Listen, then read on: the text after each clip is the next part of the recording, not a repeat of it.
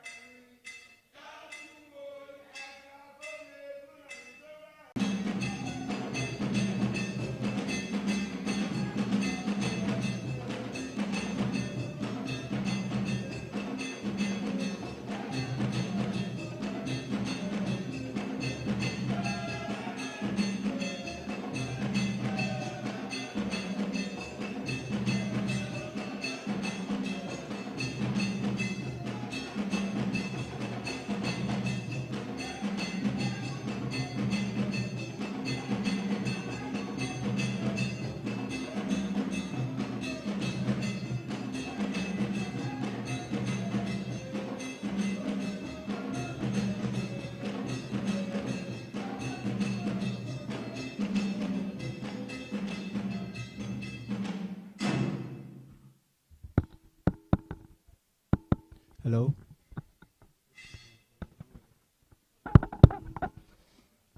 Hello. Good evening, ladies and gentlemen. You're welcome to the Ghana Academy of Arts and Sciences. We are starting this evening's program. I humbly ask that we be on our feet as the speaker and the chair take the high table.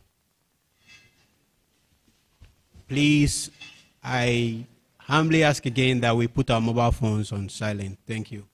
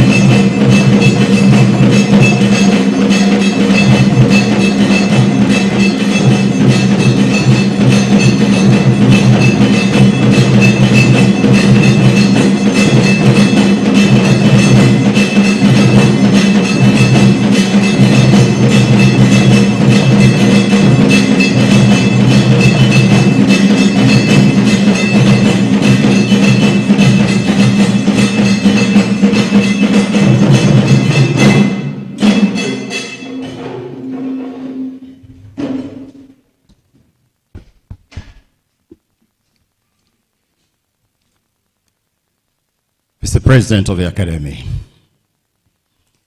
past presidents of the Academy, vice presidents, fellows of the Academy, His Excellency President J. Kufuor, former President of the Republic of Ghana, Your Excellencies, distinguished guests, students, ladies and gentlemen, pleasant, warm evening to you all. On behalf of the President and Fellows of the Academy, I warmly welcome you to this evening's event. It is important tradition of this Academy and most institutions of higher learning to give newly elected fellows opportunity to deliver an inaugural lecture. And this evening, we are privileged to have one such a scholar to speak to us on a very topical subject.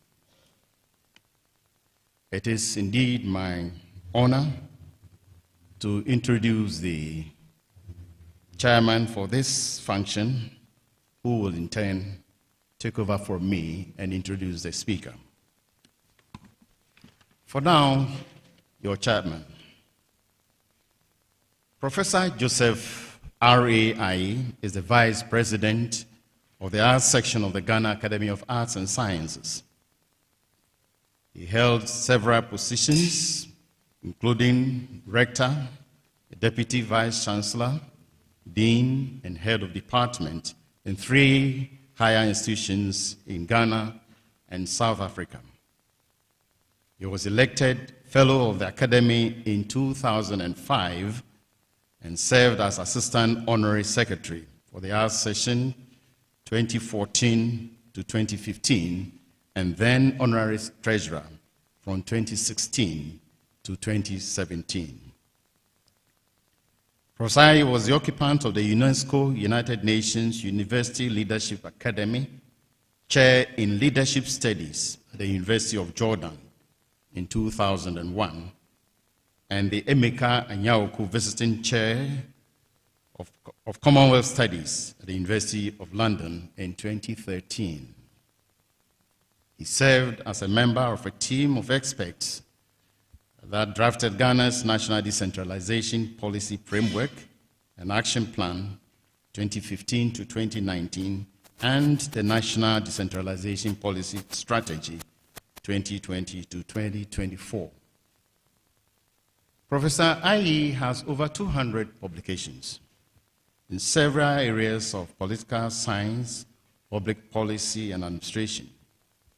His latest publications include 3 co-edited books: Think Tanks, Governance and Development in Africa, 2 Political Institutions, Party Politics and Communications in Africa, 3 Decades of the Fourth Republic, and the 3rd, Public Sector Management and Economic Governance in Ghana, 3 Decades of the Fourth Republic. His current research interests include higher education, governance and management, politicians and bureaucrats, relationship, political transitions, and democratic backsliding. Ladies and gentlemen, please welcome your chairman, Professor Joseph R.A. AYEE.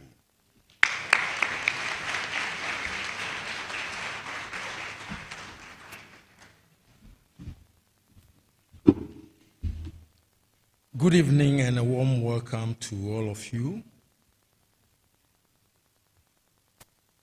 President of the Ghana Academy of Arts and Sciences, past presidents, current and past vice presidents, fellows of the Academy, His Excellency Mr. John Ejekum Kufuor, the former President of the Republic of Ghana. My dear students, distinguished guests, ladies and gentlemen,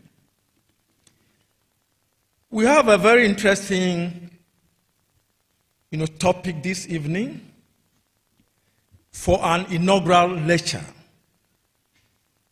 And the title is Performing Petition. Kete songs, Lineage, and Kingship in Akan. We have a very distinguished ethnomusicologist in the person of Professor KWASI AMPENE, who is Professor of Ethnomusicology at Tufts University in the USA. Professor KWASI AMPENE is an ethnomusicologist with specialization in the rich musical traditions of the Akan people of West Africa. His research interests covered the intersections between historical lived experience, musical arts and social values, music ethnography, compositional conventions and theories in Akan music arts, Akan heritage of tangible and intangible stool regalia, music and social change, and popular music. I believe if Fela were alive, he would have been interested in the popular music. Prof. Ampene is currently the chair of the Department of Music at Tufts University in the USA. He is an external examiner of theses in the Department of Music and Dance at the University of Cape Coast, Ghana. The immediate past president of Ghana Studies Association, an international affiliate of the African Studies Association, the immediate past chair of the Society for Ethnomusicology, Council, and the past chair of the African Music, section in the Society for Ethnomusicology. Prof. Ampene's journey in formal education began at Swedu Achiese Primary School, where he started class 1, and he continued at Asante Achim Agugu Presbyterian Primary School, Pano Primary School near Chebi, and Chebi Presbyterian Middle School, where he lived with his older sister, Efia Ansa Ampene of Ma Nkomo, fame. He relocated to Nkoko Middle School when Auntie Efia was transferred to the same location. When he passed the common entrance examinations in his second year in middle school, his father, Anyenim Kwame Ampene, registered him at Ebuakwa State College at Chebi, since he was a music teacher in the same institution. Prof. Ampene completed Ebuakwa State College in 1978 and joined Nana Ampedu's African Brothers Band International as a keyboard player from 1978 to 1983. In 1987, he teamed up with Seth Esiedu, his long-time friend from Koko, and also a member of African Brothers, to record and release the LP Asa High Life Dance Time. In the same year, Prof. Ampene enrolled at the University of Ghana, Legon, to study music in the School of Performing Arts. Prof. Ampene obtained his general diploma in music in 1990, his master's in Western music theory from West Virginia University in the US in 1994, and a PhD in ethnomusicology from the University of Pittsburgh, also in the US, in 1999. In 2000, Professor Ampene joined the faculty at the University of Colorado Boulder as assistant professor. From 2011 to 2016, Professor Ampene was appointed the director, the Center for World Performance Studies at the University of Michigan. In 2021, he was appointed to full professor at the University of Michigan. Professor Ampene joined Tufts University in August 2022 as the Neuribora faculty fellow, and in January 2023, he assumed duties as the chair of the Department of Music at Tufts University. One of Professor Ampene's book publications, Asante Court Music and Verbal Arts in Ghana, The Porcupine and the Gold Coast 2020, won the J.H. Kwabena Nketia Book Prize instituted by the African and African Diaspora Music section in the Society for Ethnomusicology for the best monograph on African music in 2022. Professor Ampene is the producer of the film documentary gone to the village, royal funerary rites for Asante Hima Nana Efiako Bisewa Ampim, the second, 2019. Professor Ampene has disseminated his research at national international conferences and speaking engagements at major universities in Africa, United States, Europe, Asia, the Caribbean, and South America. He has provided expert advice for public engagement projects on Akan culture and music to the British Library, Princeton University, and the Fowler Museum at UCLA. His work with the Fowler Music led to the permanent repatriation of artifacts that were looted in 1874 during the Sagranti War between the Asante Kingdom and British colonial forces. I think he deserves a round of applause, for this. He has published, several articles, reviews, and blind reviews in prestigious journals. Professor Ampene has provided peer reviews of funding proposals for Alexander van Humboldt's Foundation in Germany and the Austrian Science Fund in Austria. He was called upon to review a doctoral dissertation for the Hebrew University of Jerusalem. Professor Ampene is a member of the editorial board of the School of Oriental and African Studies, SOAS Music, series at the University of London. He is the recipient of the 2023 3G Media Lifetime Achievement Award in New York for his outstanding contributions to high life music and the music industry in Ghana. Philanthropy, giving back to society.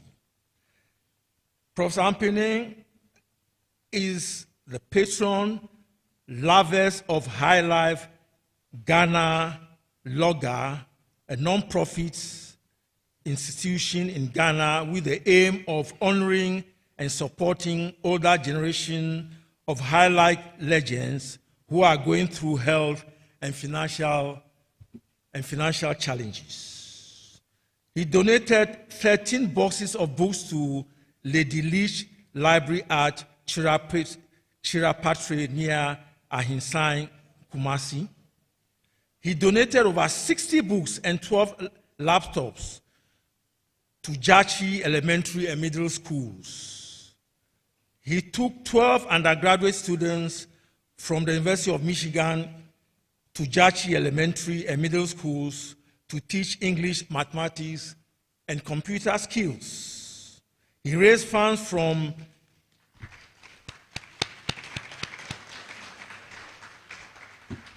the US to purchase electric generator for Atebubu Amanten district to assist with water treatment and pumping water to residents in the district. Another round of applause. Given the problems we have, he raised funds in the US to construct the Alice Che Dakwa catering unit for Atebubu District Hospital. And he also purchased industrial stoves, freezers, and propane tank, for the canteen. He raised funds to build Maryland Daycare Center in Atebubu to provide a safe and nurturing space for market women to keep their children during the day.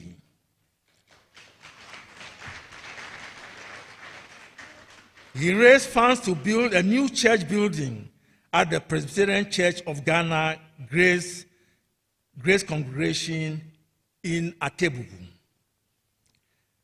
He brought high school and university students from Deerfield, Illinois, USA, to renovate and paint elementary and middle school blocks belonging to the Presbyterian Church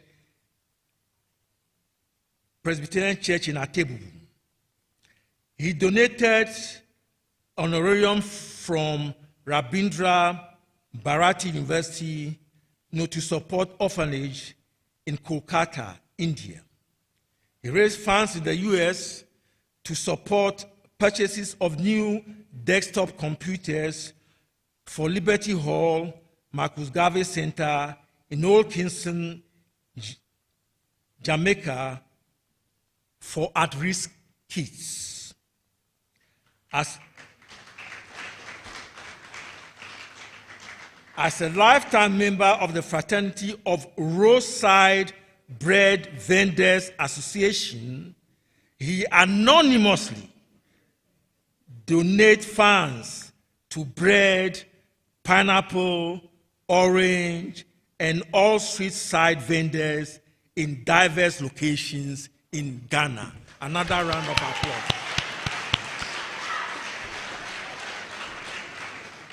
Marriage, family life. Professor KWASI Ampene is married to Eria Equia, and they are blessed with 4 children.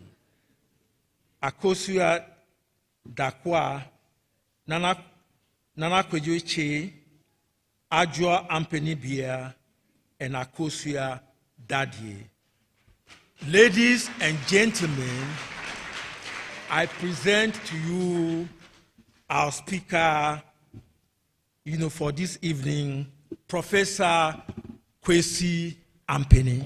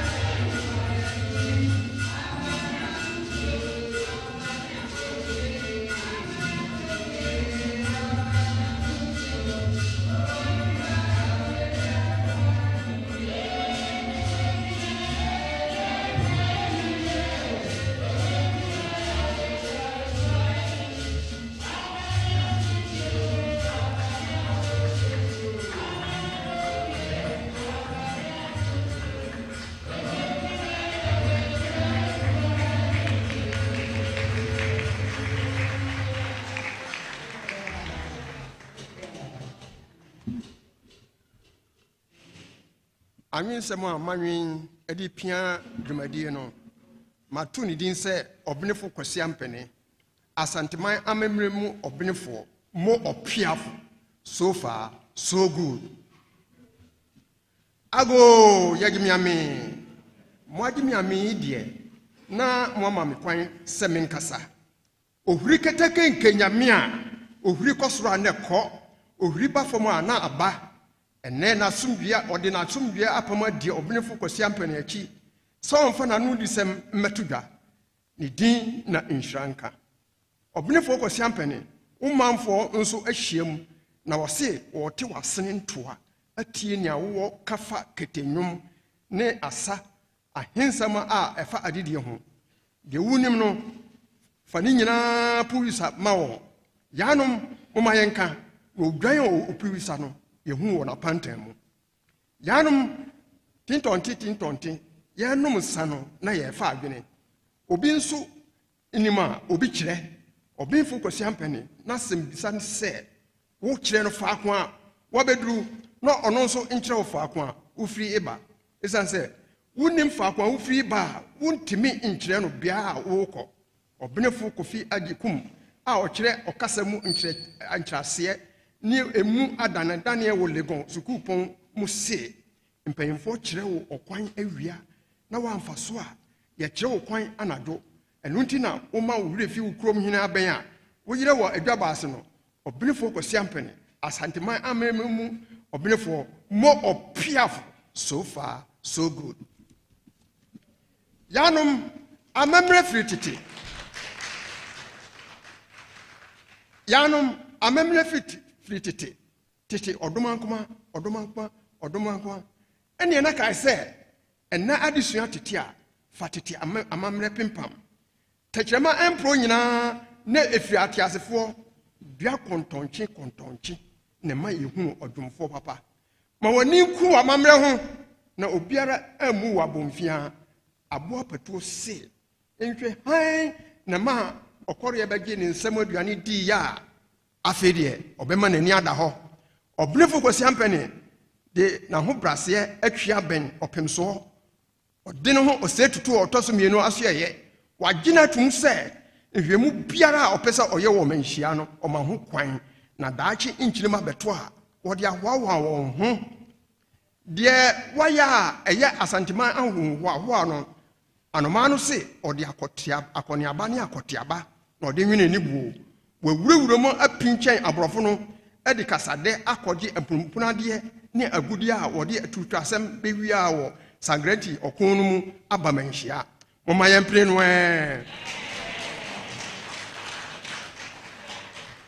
adoya horo a wobobo abrofo ano wabeye no Ghana no se yesi yebeka adaje beboyen yanom enye aduane dodo a osono dienti ne ma oye kase o nemom hyebrentia osama ho anwene wo da mom nyina fridi odi gyanjirima na wo se no Obenefo nketia ne ono anankasa neja KWASI AMPENE gwan abakose mu Obenefo won krato a wo se mfama wo Obenefo KWASI AMPENE ni se wama won kuma ato won yem wo naiso se na ampase obi nkyire apanba akomfohye Obenefo KWASI AMPENE asantema amemle mu Obenefo more opiaful. So far so good.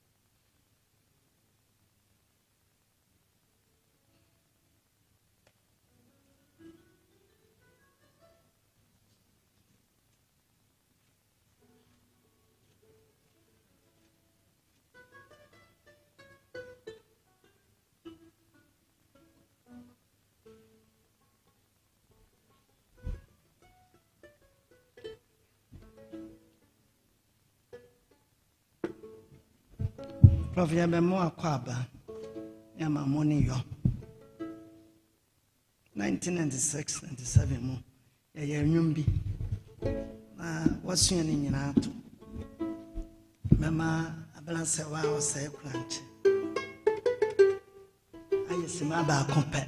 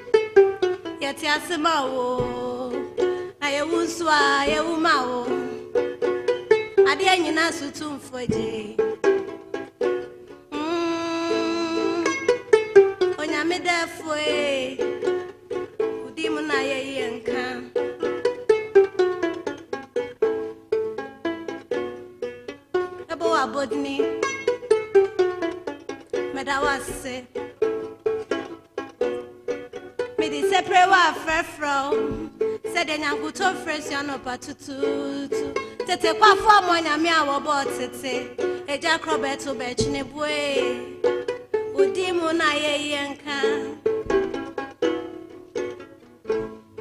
aya no kranya nkopodi na wasa yeyenka mpa awomesua akontio edu ba bia matipaye kwasimo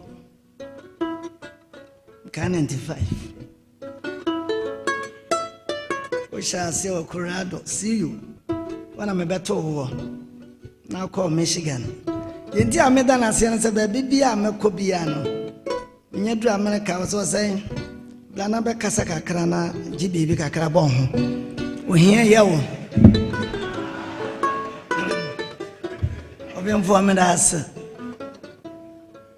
In the moment I hear Yanka. I couldn't cheer papa to ye. And then Pampen so I drew. Say, Jana to Yentin and Yamia said that. Adiana. And I soon be. And I want to force it, Quasi. So young one can buy. A woman shall see a poem on the foot be paid. Maybe I can send to mine. Maybe I can get a mine. Baby mine, I want to fast so. Yeah, can't want some. Upon many baby and banana swing, baby, I see. I could not be an ancabusia pono. On so be a plumpon natch. In your night, I come to power to ya.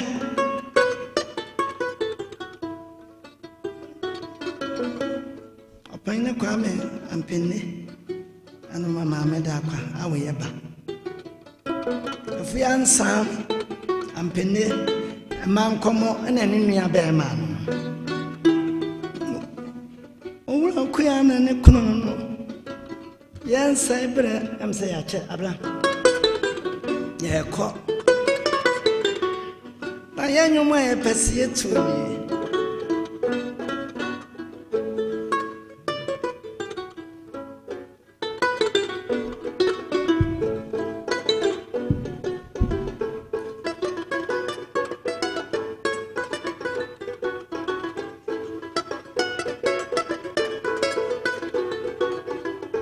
Man penny dada Chomadeshe Kofi Akwaba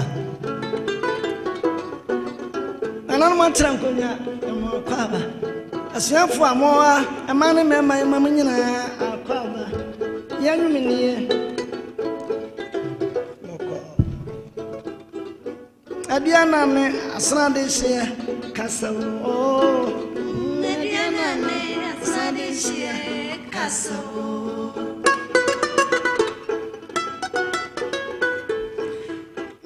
Adiana de share asana de share kasa o kwasi.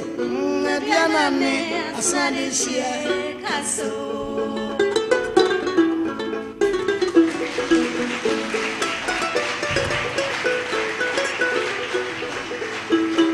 Kwasi amana ho so abia akuni ani ntine munya sontia no odi asam nam ne butaye ne sawa mana nan mama mna nyina nti aduana ne asrande hye kasa na bra maso Aduana ne asrande hye kasa.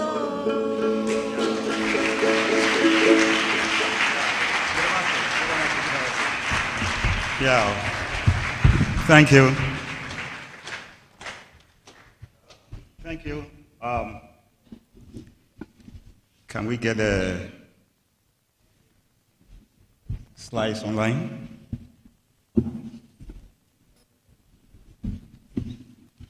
How can we get a slides online? Oh yeah, there it is. What about the lights? Can we dim the lights close to the... Yes, there we go. Thank you. Thank you, Prof. AYEE. Thank you, Chairperson, for your kind introduction. Thank you. And I thank all these wonderful, wonderful performers. Can we give them another round of applause, please?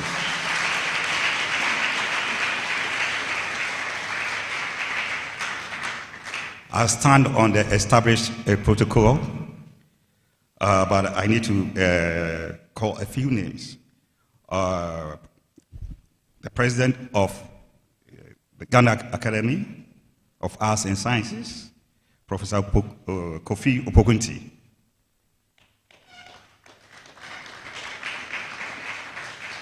Your Excellency, former President John Ajikun Kufuor, Ohineba akwasi AYEE asante hene akonfere hene.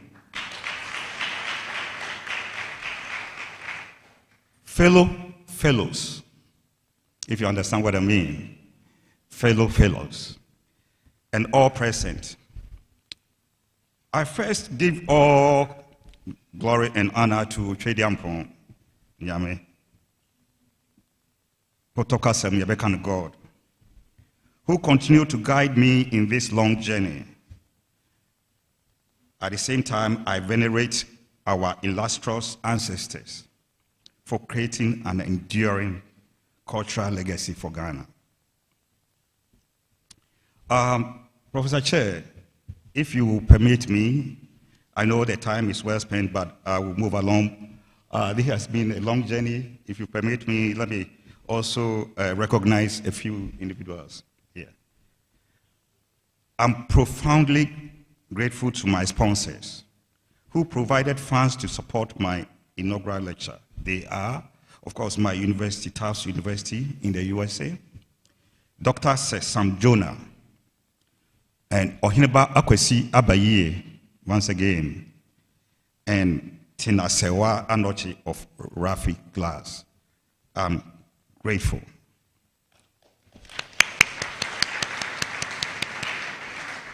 I am eternally grateful to His Majesty Otumfuo Osei Asante Hene for giving me unrestricted access to over 500 centuries of tangible and intangible heritage of royal regalia, musical instruments, and poets at Maisha Palace. Then, I think I need to recognize my parents, Ayenum Kwame Ampene and Akuya Dakwa Ampene of blessed memory. And all my siblings who are here for their love and support. Life in the academy can be lonely for those who do extensive field research and publish ethnographies and books And it is those who are closest to us who really experience our absence from home. And even when we are at home and writing books and articles, there seems to be always constant silence. There are several times when my wife will be talking to me and everything is going over my head. And quickly, I would like to say that before there were Guinness Book of Record in Ghana, I think was the first Ghanaian to have a Guinness Book of Record. Maybe it's not the Singaton. No, it wasn't. The shortest marriage. At a time when I had a book contract from a British publisher, and I just started as an assistant professor at the University of Colorado, I got married. I married in August. My wife divorced me in February. That was record. It's somewhere in Guinness Book of Records. Her complaint was that I was always spending too much time on my laptop. That is why I would like to recognize my present dear wife, Akan Ampene, for providing a stable home while I ran around every year, coming to Ghana and staying for several months, doing field research, going to KWASI, Accra, all over these places. And also when I travel around the world for conferences and lectures. I owe Akan a lot of gratitude.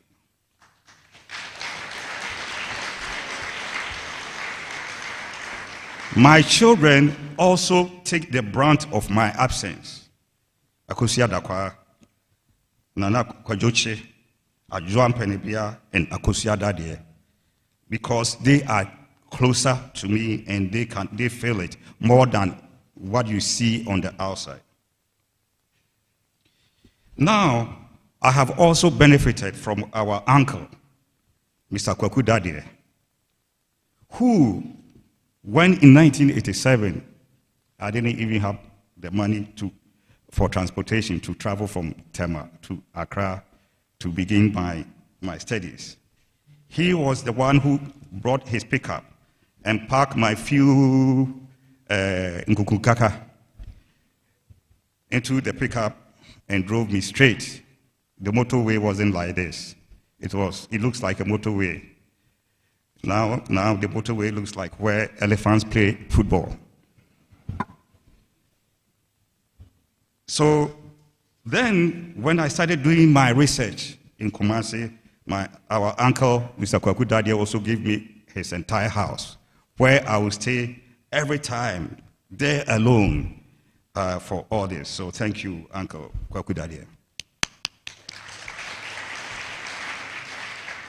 I'm grateful to everybody, the police band, the director of the police band for bringing the police band here. And you all, I know people who travel from Takoradi, from Kumasi and beyond, from Chebi, from all over the place to join us here. And I'm grateful because I can't call all your names. But before I start, I'm going to make a quick public announcement. Tonight's inaugural lecture is being retransmitted in Brazil. The Brazilian Association of Ethnomusicology, they are transmitting this, and I don't know how they will do it, also translating into Portuguese in real time. So they are watching you. Everything that you see here, they are watching it live. Of course, people are watching it all over the world, but the Brazilians wanted me to let you know that they are watching you live. So we thank them. Thank you for your patience, and now I'm going to dig in, as we say in the US. Performing Petition, Kete songs, Lineage, and Kingship in Akan. In contested formal spaces involving court ceremonies and rituals, how do you navigate the complex web of Akan interactional routines and communication protocols to directly articulate the collective anxieties of the masses to the Asantehene, following the death and burial of the Asantehene, Nana Afiakobi Sewampem II. I address the above questions and additional questions that may arise by examining the performed petition presented to the Asantehene by members of the Kete chorus. I argue that in matrilineal societies, the critical role of women in lineage, kinship, and governance confers counseling and advisory role to female leadership in the matri clan. Additionally, in their privileged position as members of the exclusive Kete chorus, they used their artistic immunity to negotiate communication strategies in formal spaces to present contrapuntal voices of the masses directly to the Asantehene.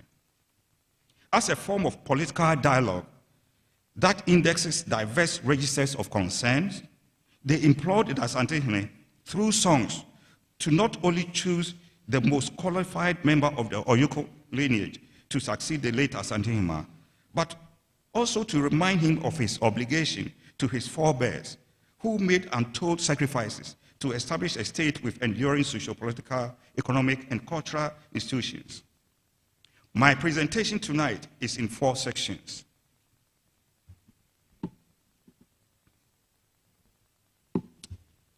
First, I examined events that provided the impetus for sonic actions and performed petition, and the critical role of women in lineage, kinship, and governance. Second, I shall review interactional routines in greetings and communication strategies in formal settings in Akan, and how artistic immunity and musical performance empower performers to negotiate communication strategies in formal spaces.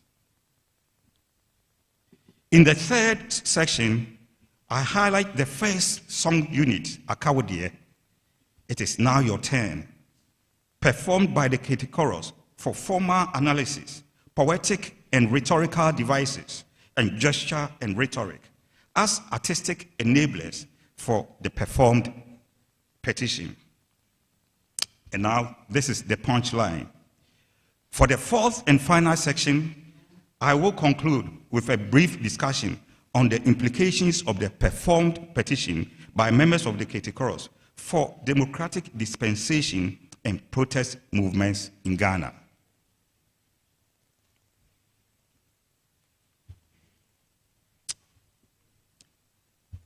Now, the first section. On November 14, 2016, the most powerful woman in the Asante Kingdom, the Asantehene Nana Afiakobi Sewampem II, went to the village. She was 111 years old and reigned for 39 years, from 1977 to 2016.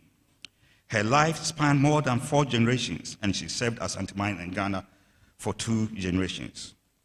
The Asante, like all the Akan cousins in Ghana, La Côte d'Ivoire, and even in these days, Togo, practice the dual male-female system of governance to ensure complementarity, equilibrium, and harmony. The male chief, Ohene, and the female counterpart, Ohima, have separate corps with functionaries and corresponding regalia. The dual leadership role has its functional equivalence in the organization of musical ensembles, such as the Twininini and Twinibidie.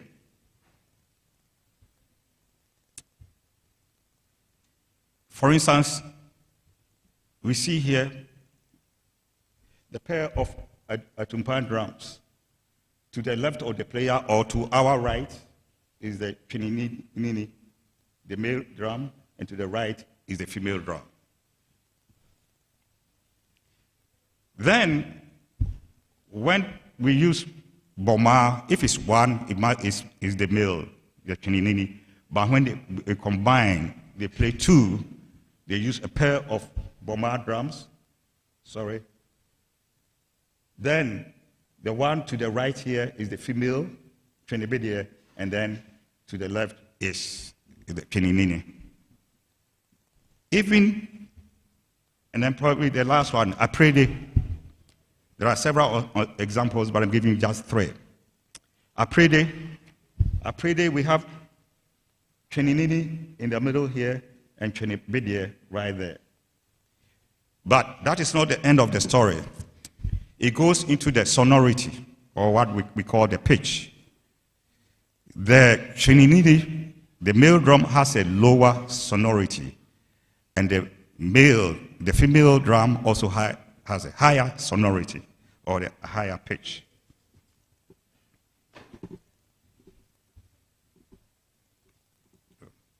Right.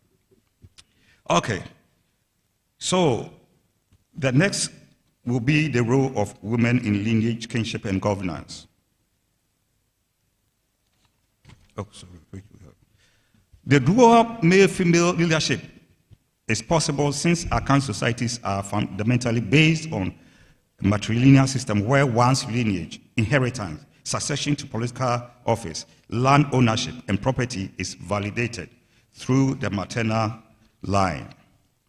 All the 7 or 8 abusia or families trace their founding to a female ancestress, and thus making the position of Asante Hima critical with numerous responsibilities.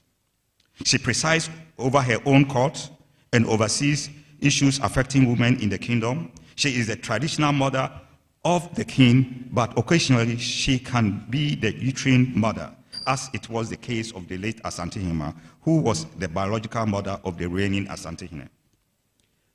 As the traditional or uterine mother, she counsels the Asante Hine. She cautions him. Her warning to the Asante Hine is taken very serious, and she advises him, as the Akan will say in times of need, go and consult your old lady. The Asante Hima, together with the widows of past kings and a select group of Ahima from some localities in the kingdom, constitute the Kete chorus.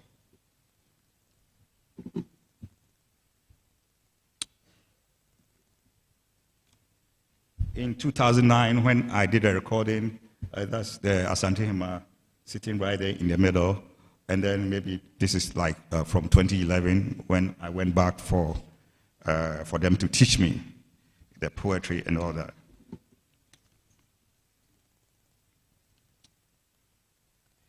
Unlike community-based popular bands like Adwa or Nyunkro groups, membership in the Kete chorus is exclusive and restricted to the named individuals cited previously. Most people associate Kete with only drumming and dancing, but the father of African musicology, Professor Kwabena Nketia, informs us that the Asante Hine's Grand Kete Orchestra is made up of an all-male cast of drummers and percussionists, a female chorus, and in the old days, a group of men who played long vertical pipes. The drums are covered with red and black checkered cloth to signify crisis, matters of great consequences, and grief. Kete is performed all night after the burial of a member of the royal family, during festivals, or during Breman Esumkesie, or the annual remembrance rites. Kete is also performed late Sunday afternoons after the Akwasidai Public Assembly for the celebration of Ma Dai, a day for women, and crucially in times of crisis. I did not meet the pipes, but I have a recording of the Kete group and the drumming. If the passing of Nana Efiakobi, her funeral rites and burial brought grief and trauma to the citizenry, the aftermath of her burial on January 19, 2017, and the anticipation of a new Asante Hima ushered in a period of anxiety unprecedented in recent times. The apprehension of the citizenry is due in large part to the unique historical precedence, for it has been over 2 centuries that a reigning king ruled with her biological mother. It was exactly 209 years since a reigning king buried his uterine mother. The last event occurred in 1809, when Asante Hene Osei Esibebonsu buried her mother, Nana Kredu Yadom, the fourth Asante Hema. It is worth noting that Asante Hene Ajiman Prempe, who reigned from 1888 to 1931, ruled with her biological mother, Nana Yaicha, but he buried his mother in 1917 while he was in exile in Seychelles. In Asante, the selection of a successor to fill a vacant Asante Hema stool falls on the Asante Hene, who appoints a female member of from the Royal Oyoko line in Kumasi. But that did not prevent the gossip machine from being activated. When is he going to make an announcement? Who will be the successor? What will be the age of the appointee? Will he appoint a relatively younger successor? Or will old age and seniority be a factor in his decision? What about formal education? In these days of real-time information, thanks to the internet, social media platforms circulated all kinds of stories about a potential successor. They even went as far as circulating a picture of a woman in their calculations had already been appointed by the Asante Hene. Well, concerned citizens did not have to wait long to channel their apprehension to the king. Wednesday, January 25th, 2017, 6 days after the burial of the Asante Hene, was Agudai on the Akan calendar. Following traditions, the Asante Hene is formally seated on the raised dais in the inner court of Maisha Palace. His elders, chiefs from Kumasi Traditional Council, and a few territorial chiefs and Ahema of Asante have taken their respective positions around him. The atmosphere remains solemn since participants were still recovering from the 4-day momentous burial rites. The stage, however, is set for interactional routines.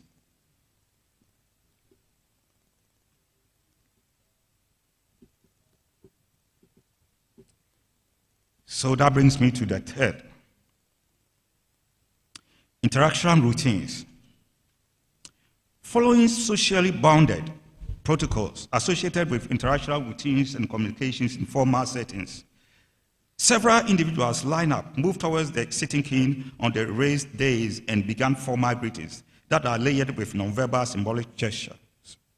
In his Pragmatics of Akan Greetings, Kofi Ajikun describes Akan greetings as interactional routines that attain a level of performance during formal events in the palace. The high-status person, says Ajikun, is seated on a dais and remains motionless as the less powerful initiate greetings by moving towards him or her. Depending on the situation, greetings may be verbal or non-verbal that may be limited to one taking a bow. I will add that built into the sitting arrangements and interactional routines are distancing strategies that are meant to protect the person of the king. For instance, 2 rows of court attendants extend from his sitting position on the raised dais from his right and left sides and stretches further down to about 30 feet, and thus creating what I refer to as the royal space.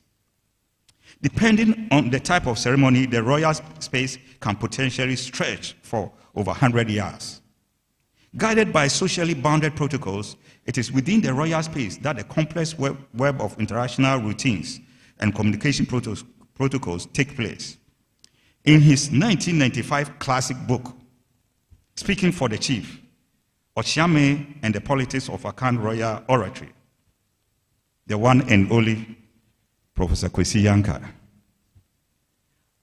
identifies the Ochiame strategy of mediation as part of distancing mechanism. In the royal space, subjects and guests seek permission from the Ochiame, spokespersons, and diplomats before they are allowed to go forth and greet the king. Also, subjects do not directly address the king, as all forms of communications are routed through the Ochiame for onward transmission to the king. Once in the royal space, an individual or group faces the Ochiame who sit adjacent to the king and narrate their message. The message is taken up by the Ochiame and ornamented with proverbs, allegories, and other rhetorical devices, and safely delivered to the king. A response from the king is filtered through similar procedures of speech and safely delivered to the subjects. In addition to the above, I will include the use of Afunaswafo, sword bearers, instrumental surrogate verses of the Asokwafor, ivory trumpets, Impebidin Krawe, Nkukuadwe, tribunal drums, the management of public order by a Sen, the court criers, and the Abrafo, the constabulary, and other court functionaries in the royal space as part of a complex web of interactional routines, communicating strategies, and strategies of mediation and royal distancing during formal sitting involving the Asantehene.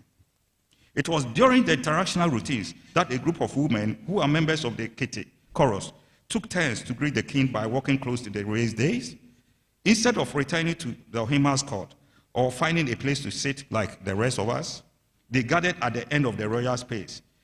Before they could all take a bow, Nana Buadi Tutua, the lead singer, called for attention with the spoken word, Ago, followed by a series of sonic actions in a performance initially involving 4 songs with the following titles.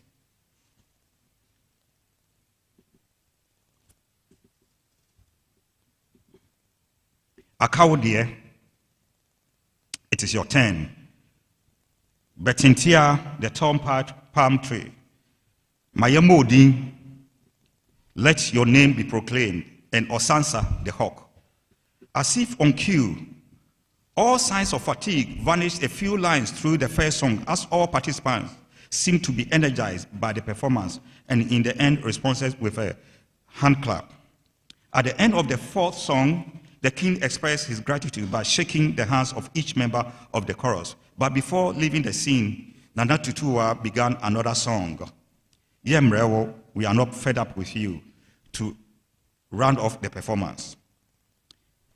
With another thunderous applause from the participants at the end of the last song, they took a collective bow and returned to the Ohima's palace. Let's watch the performance. Sorry.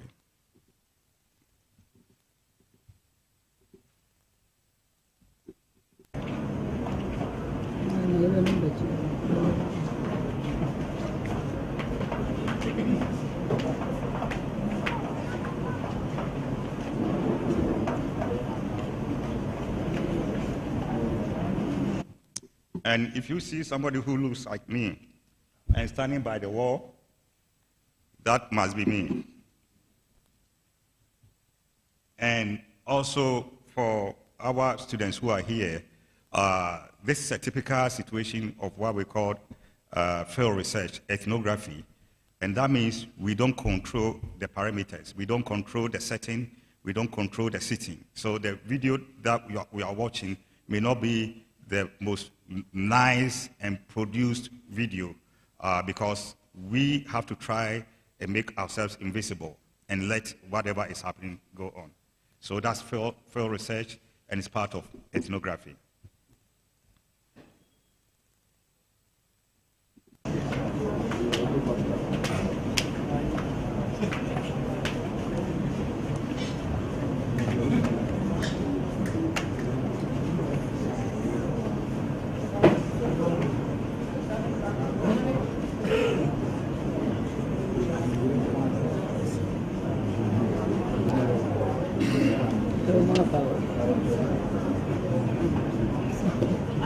Akan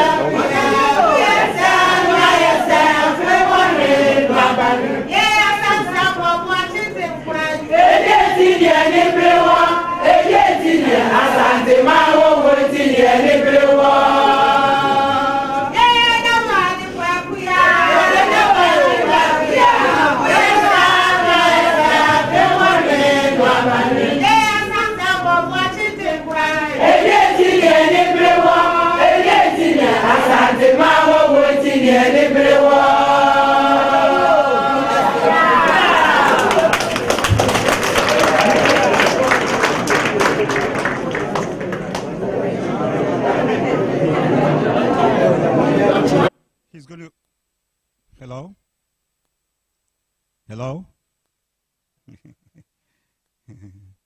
Do we have the mic now? Sure, thank you. He's going to greet every single member of the chorus, but I want you to think about this so that when we get there, remember when they came in, they bowed in front of him. But after the song, they were able to get up there and also for him to shake every single member's hand. There's a reason for that, and we'll talk about that, so don't forget. I'm going to forward it because all this is greetings until they get to where they perform the last song.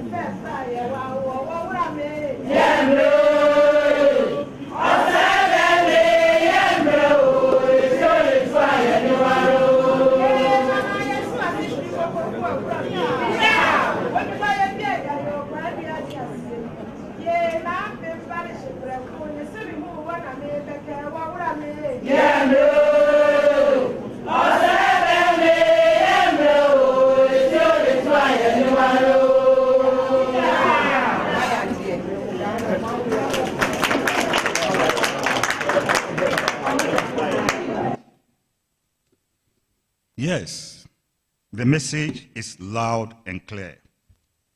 A timely petition channeled through a musical performance for the king to consider the views of the masses as he ponders on his choice for the vacant stool.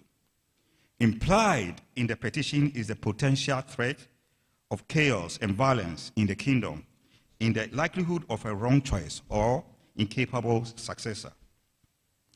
But the question is, how did Nana Tutua and members of the Kete chorus negotiate the complex web of formal communication protocols, including mediation and distancing mechanisms, to directly articulate the collective anxieties of the masses to the king?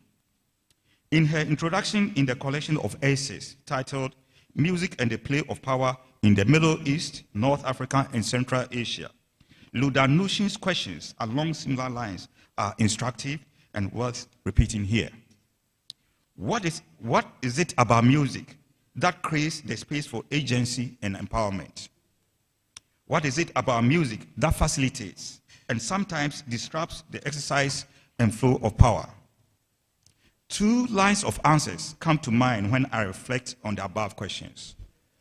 As I indicated in my opening paragraph, in a matrilineal society, the critical role of women in lineage, kingship, and governance presumes a certain level of power, more so when the women belong to the exclusive Kete chorus with the Asantehema.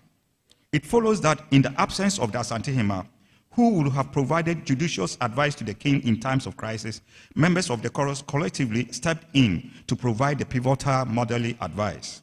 Like the Asantehema, they have come to counsel, advise, and caution the king as he prepares to deliver one of the most important decisions of his reign.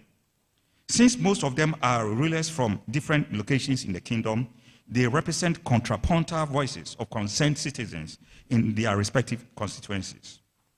Another crucial element that made it possible for members of the chorus to navigate formal communication protocols is the artistic immunity that comes with their membership in the Kete chorus. The relationship between musical performance and spirituality in Akan confers artistic immunity to instrumentalists, singers, and verbal artists when performing in ceremonies and rituals. It is believed that the performances are by divine inspiration.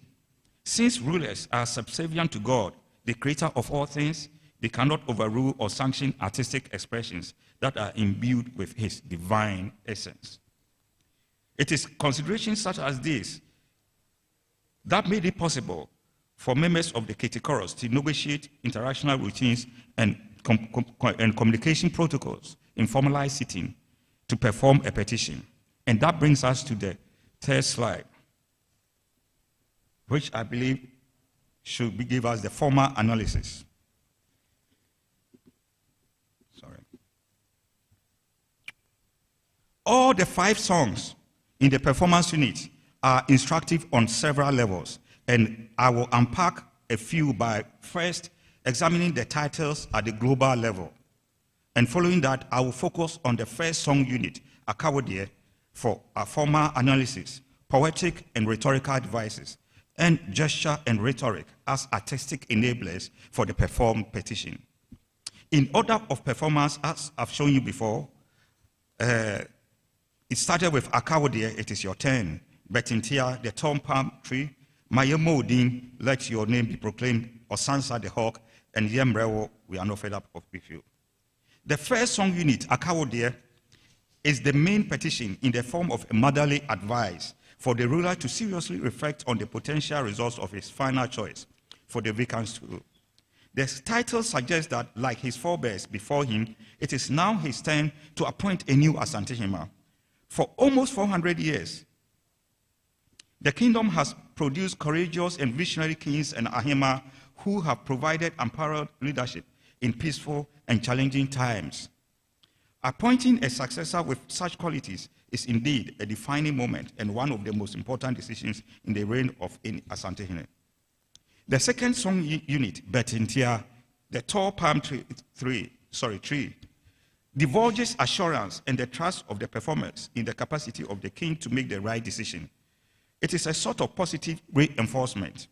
In a metaphorical sense, the title aligns the king with a tall palm tree that either produces excellent tasting palm wine in Sapa, or in the worst case scenario, produces only ahuro, froth. Usually, we drink the good palm wine and throw away the froth. But froth is equally important since it renders much needed service for covering the good wine and preventing it from being exposed to dust, flies, bugs, and simply unwanted ingredients in the drink. The third song unit, Mayemodin, let your name be proclaimed, anticipates potential fallout from his choice, that not all subjects will agree with his choice, and that will potentially lead to name calling, but he should not waver in his decision. For even when his name is mentioned positively, the unspeakable implication is the potential for a reversal of all positive citations. Osansa, the hawk, is the fourth song unit. It describes the agility of the black hawk that swoops down with incredible speed from the sky and captures its prey on the ground. Added to the above is the metaphoric allusion of the hawk as a restless and a busy bird that hops from tree to tree in search of food. A very busy king is likened to the restlessness of the hawk, who moves from one situation to another, from one location to another location, taking care of affairs of the state, and thus becoming the envy of his detractors. Yemrewo is the last song in the performance unit. It is reassuring for signifying the resolve of the women to stand behind the king to the perils of their own lives. If, and that is a big if, he makes the right decision. Now I shall focus on the first song unit, Akawodeɛ. It is your turn. I will play a video clip of Akawodeɛ, just Akawodeɛ, for us to refresh our minds for the analysis that will follow. So bear with me.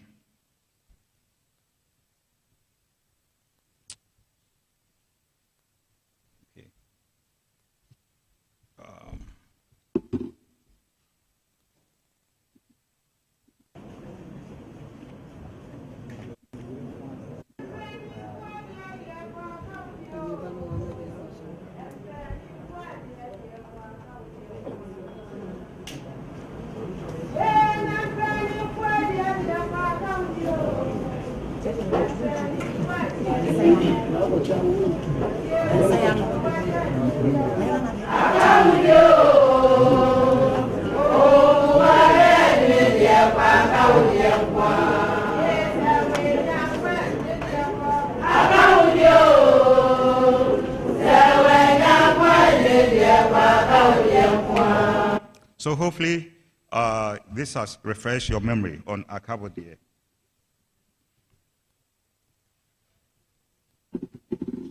The mode of singing follows a set of performance frames. There is no instrumental accompaniment or hand claps. As a performance unit, the song is in 3 stanzas. Let me see if I can get it here for you. There.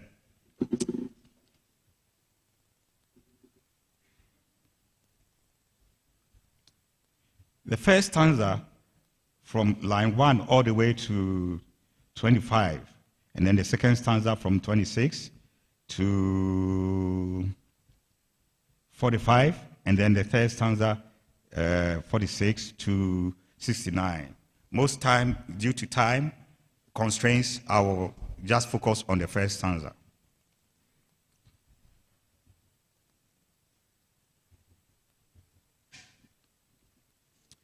The formal framework is the archetypal call and response form in order to amplify the message.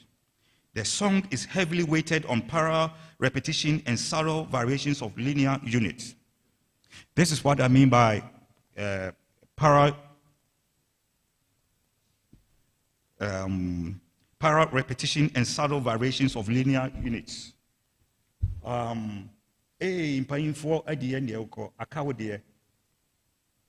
And then there is impayinfo adi yande ko akawode nko ye na impayinfo adi yande ko akawode impayinfo. When we go to the chorus, you will see that the core ye opoku ware dini de ko, later on the core is going to say ye sewa nyako dini de ko, and then it changes, and that's what I mean by subtle variations. It is the same, it's repetition, but repetition with variations, because in oral traditions, you need repetition to reinforce the message. Lastly, and no less important, is the simultaneous performance by the ruler when he joins the choral response. For Professor J.H. Kete reminds us that in Akan, the ruler is expected to respond concretely to the messages conveyed to him through music and other forms of artistic expression. The call and response form is guided by 3 broad overarching sequences of events that begin with the attention grabber, ago.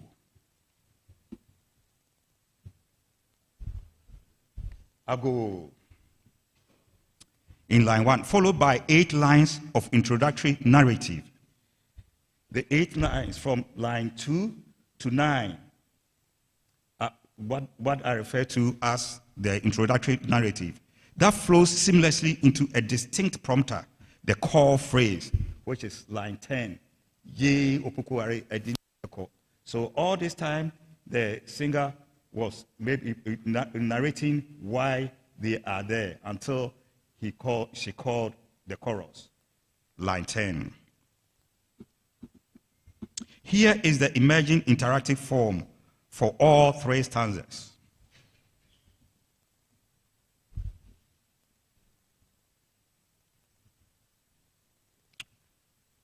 Don't be scared with the letters and numbers. I will try quickly to walk you through.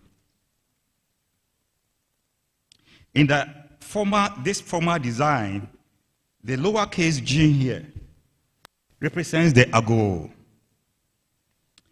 and the uppercase n represents the introductory narrative, followed by the initial call phrase, A. So if you follow it, A, the initial call phrase, B is the chorus. Then, in that case, the A1, B1, A2, B2, A3, and B3, they are the variations that I was referring to about. So, in this sense, if you look at the second stanza, similar processes happens, but the second and third stanzas, they don't have the access gaining device. They didn't go to Ago because she's already found the access. So the second stanza goes straight to the narrative, and the third stanza goes straight to the narrative. Then, if we look at the larger picture, the macro level, I think we can represent the entire song with NAB, where the N is the narrative, A is the call, and the B is the response. So we have NAB. Now, I'm sure some of you might have noticed that the second stanza is shorter than the outer stanzas.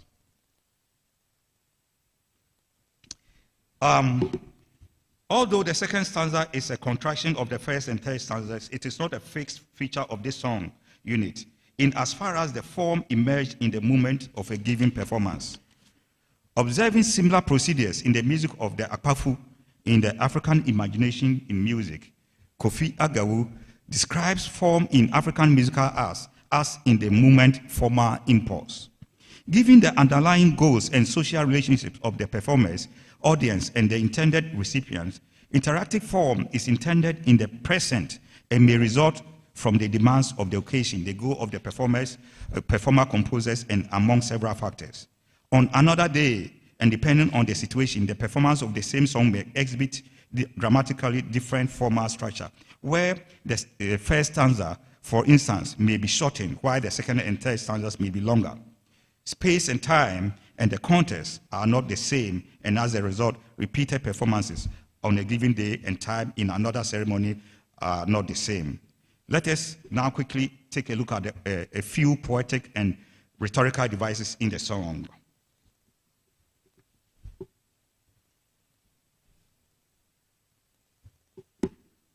In the interest of time, as I said, I shall limit my analysis to only the first stanza and even to a few. Nana Tutua begins the performance unit by deploying a conventional access gaining mechanism, AGO, in the Agukudai formal setting as a way of mitigating interactional routines and communicating strategies, and immediately drew attention to her that she's about to sing a song. Armed with artistic immunity, she did not channel her songs through the Achiame. Rather, she faced the ruler and proceeded with 9 lines of narration to present the petition by deploying interjections. As the beginning phrase in line 2, and yeah, and the pickup, na, in line 6. So there's the yeah, in painful, and then there's yeah, na, in painful. The yeah, na gives a sense of anacrusis, what we call anacrusis, right?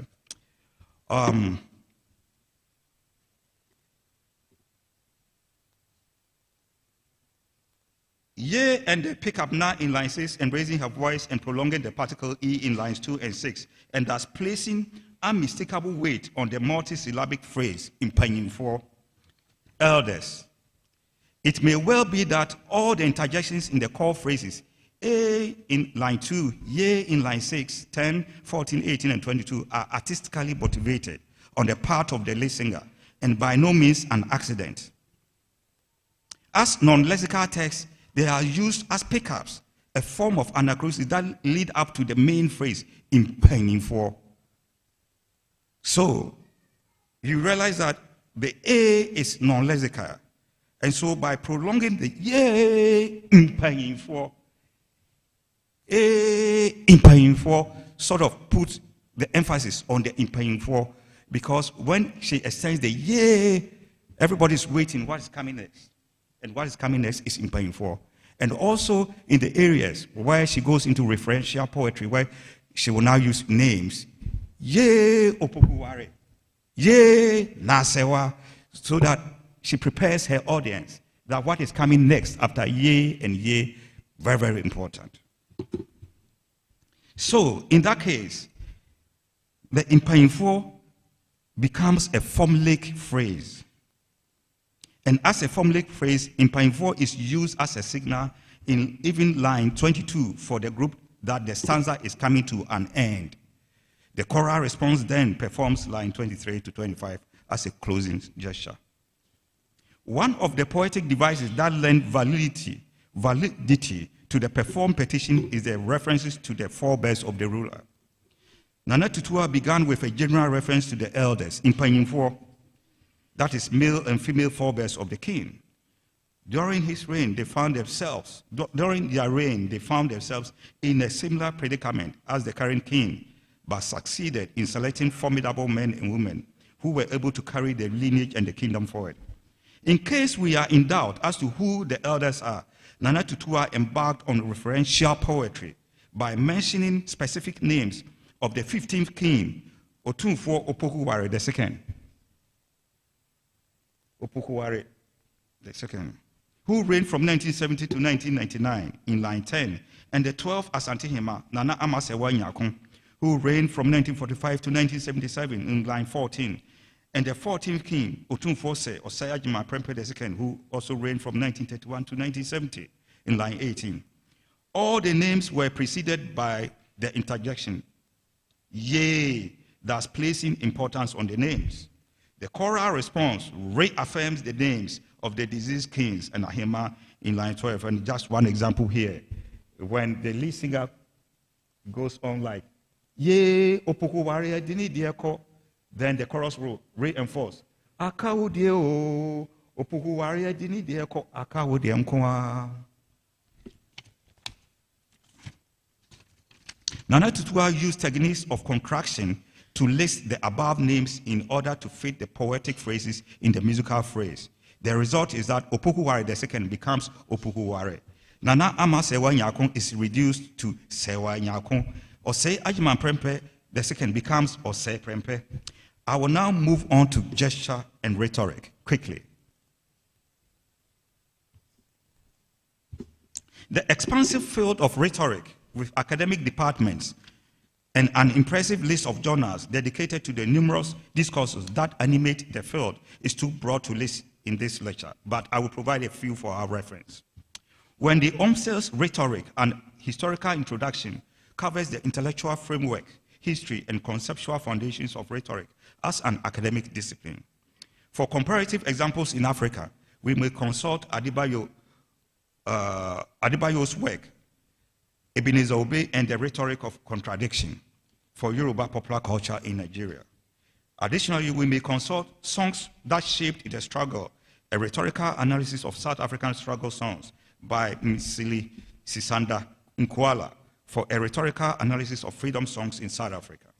For a broader illumination of Akan rhetoric, we shall do well by consulting with To Praise or Not to Praise, the Akan Apaye in the context of referential poetry by KWASI Yanka.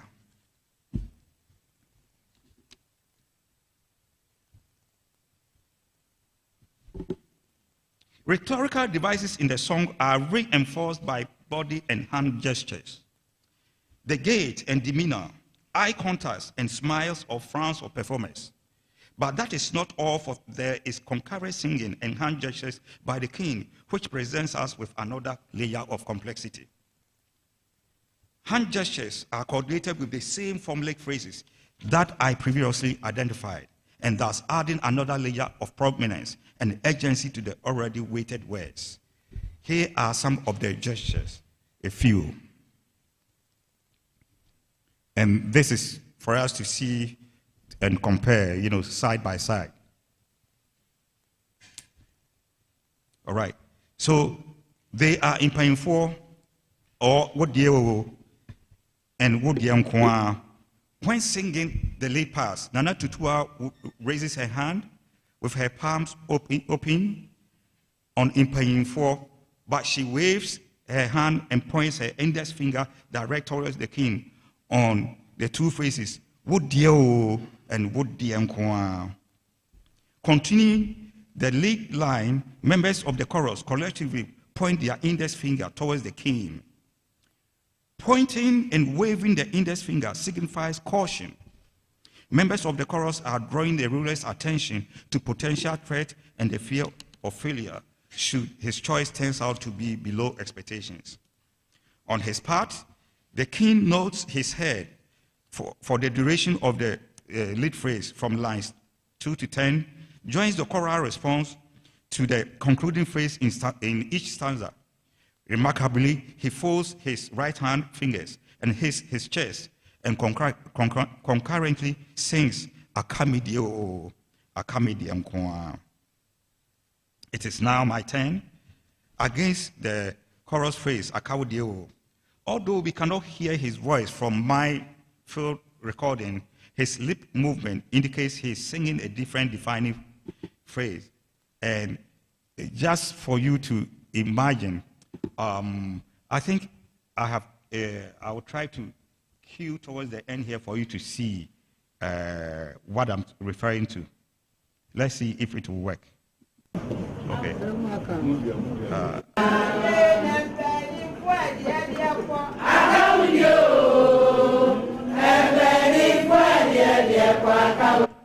You saw that. You saw that he raised his hand.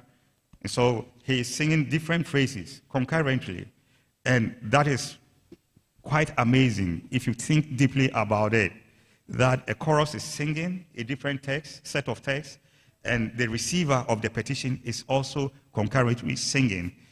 Ladies and gentlemen, the artistic creativity of Yenananom is deep and deeper. And I can tell you, as Professor Kofi Asare-Poku told me once, I can tell you because my master's was in Western music theory, Maswa Insuo na Maswa Ansa. Mina minimni amodro. I think quickly, we can see the text. This is what I was referring to here. The chorus, and then the king. The chorus. Akawodio, akamidio, uvugora dinidia kopokora dinidia. Akawodiam kwa, akamidiam kwa. Concurrently.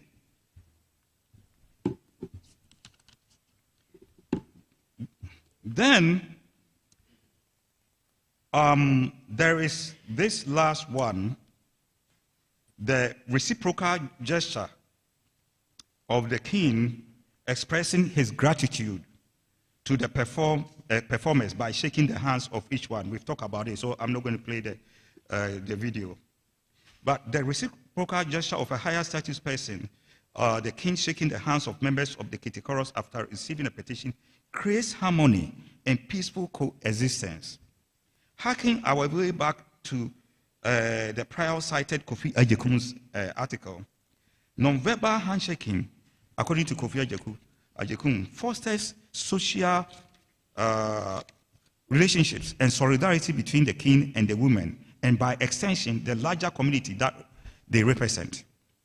The presentation was not violent, it was peaceful, and the message was delivered without an incident. On February 6, 2017, the Asante Hene appointed his 83-year-old sister, Nana Amakunadu, as the new Asante Hema. That means the choice of a successor went to one of the oldest females in the Matri clan, and that sets the stage for a new era for Asantehene and Ghana. A new successor ensures continuity and orderly transfer of power, and the potential for chaos and violence were deterred. And that brings me to the fourth and final section of my lecture tonight. Implications for democratic dispensation and protest movements in Ghana. And I think at this point, even if you are chilling a little bit, this will wake you up. But before I dive in, Mr. Chairman, let me say this, that we are in an election year, and I would like to state right off the bat that while I may cite examples of protests and names of individuals or organizations to support this segment of my lecture, I am by no means taking sides in our already polarized political and social discourse. Can I say that again? I am not taking any sides in our difficult and challenging political and social discourse. I'm just presenting a lecture. It is not my intention to evaluate protest movements along party lines or provide a chronological rundown of protest movements. But the critical point is, what can we, as a nation, learn from the performed petition for the orderly function of state?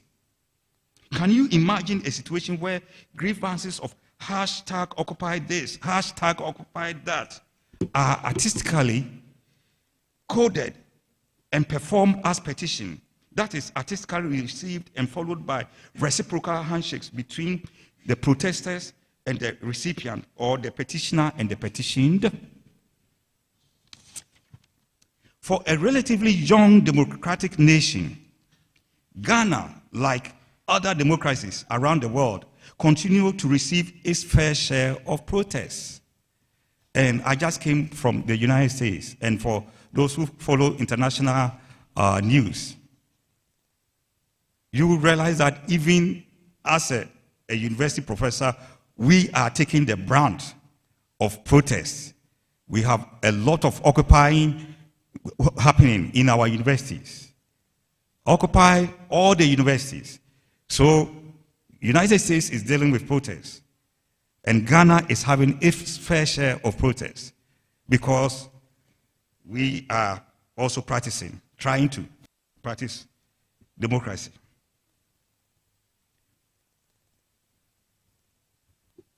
Can I share this with you quickly? This, that, and even more. I'm sure you are all familiar with this, right? Do so must go, and do so must come. Fix the nation, and all kinds of demonstrations, right?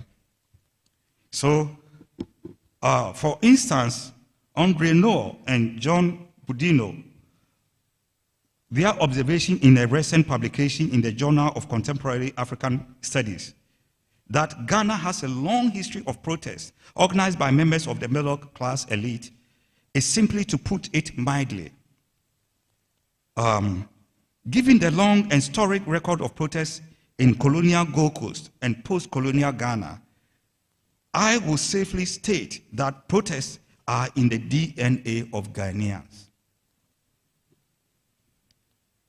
Let us briefly consider two landmarks.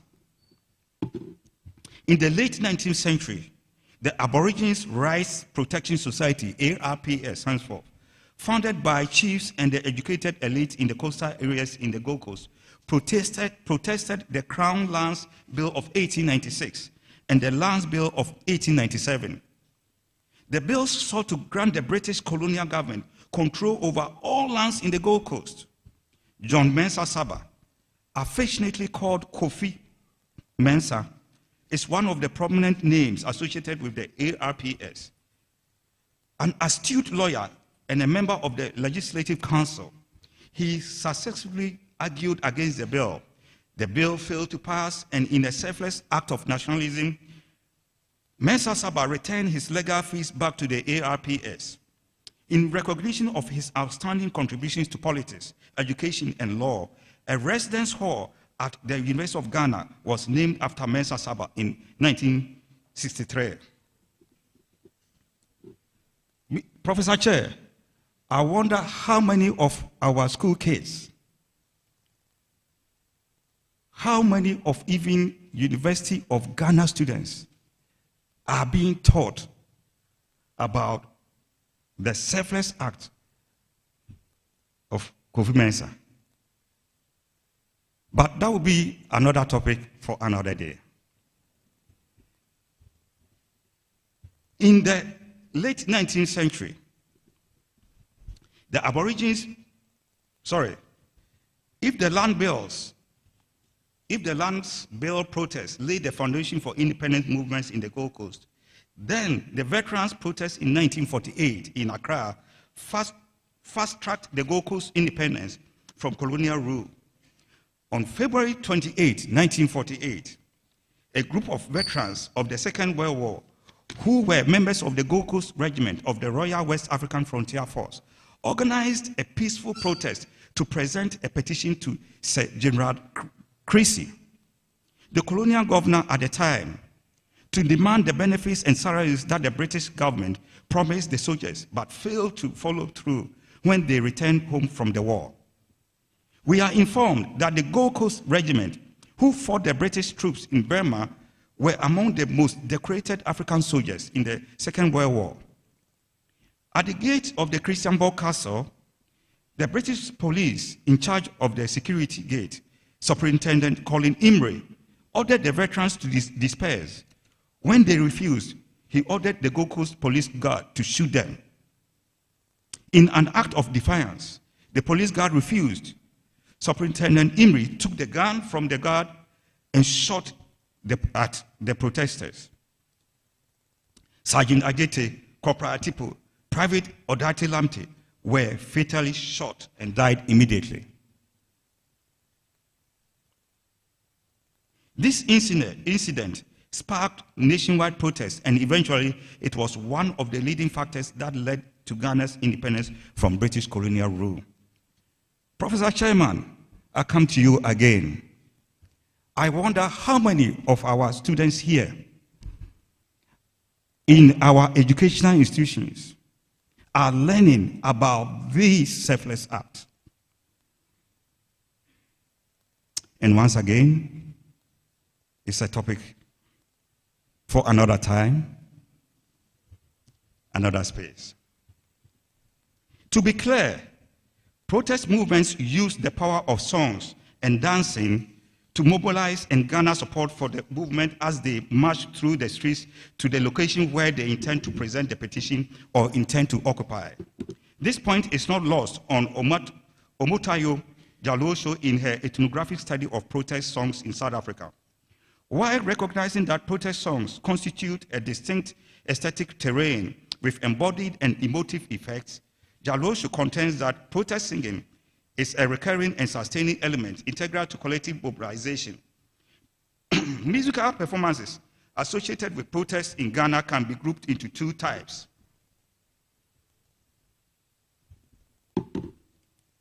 Ose and Jama.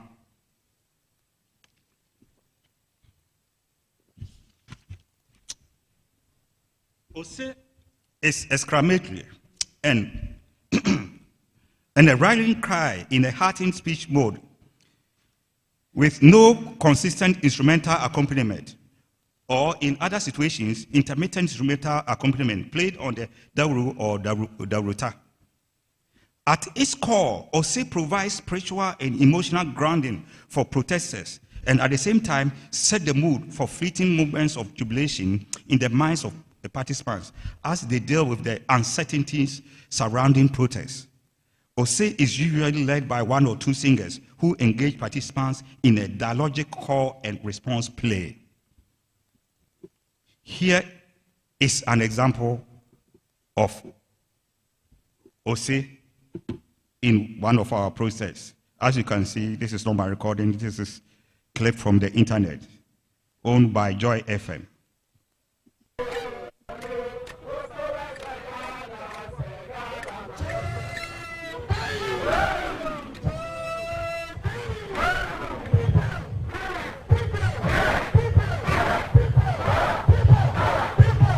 Yeah, the Ose is the exchanges, the choboy, yeah, and all that. That is what I mean by Ose.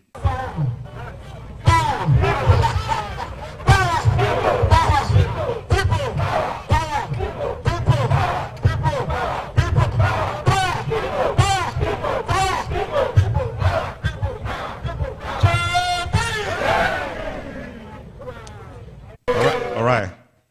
So, among the Akan composer performers use Ose as compositional models in Adoa, Inyonkro, and other vocal genres where they are known as Aho or Ahum, that is chants in the manner of shouts.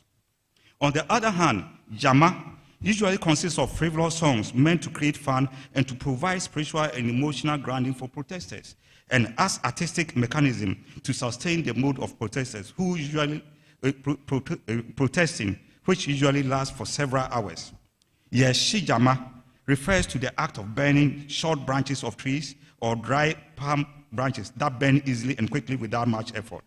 These days, all kinds of songs are used for Jama.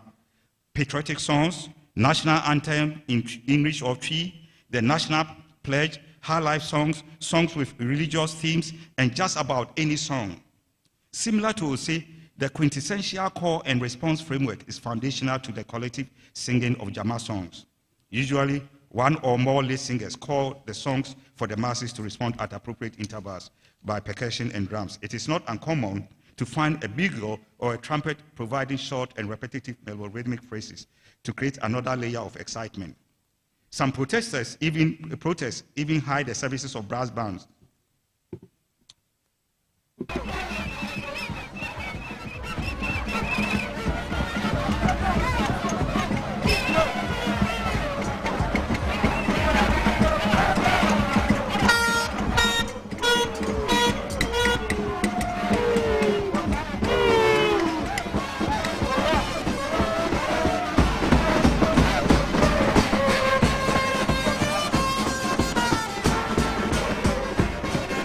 right, so in the interest of time, I think you get the idea. So the foregoing description of Osei and Jama is as far as musical performances are integrated in protest. Artistic performance of core grievances by protesters and artistic reception of petition by leaders of government, corporations, educational institutions, financial institutions, and others are, however, missing in Ghana's democratic dispensation and protest movements.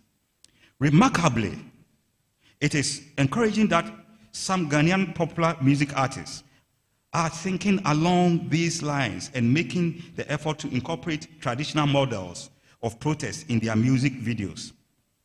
Like a host of his high life songs, including African Money, Sentinel, Apuskeleke, and others, Berima Sydney's 2014 music video, Don't Call Me, featuring President Mahama, is a fictional protest that is artistically engineered and performed and received by the president at the time, His Excellency President John Dramani Mahama. Here is Sydney's Don't Call Me.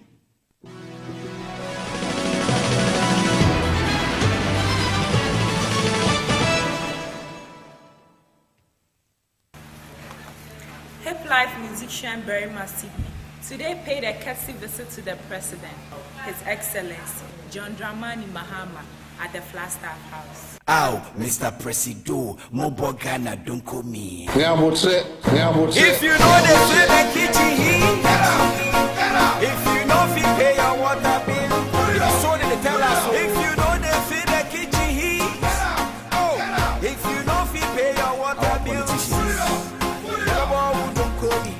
Everybody don't call me. Everybody don't call me. Hey, I don't call me. Don't call me. Hey, I don't call me.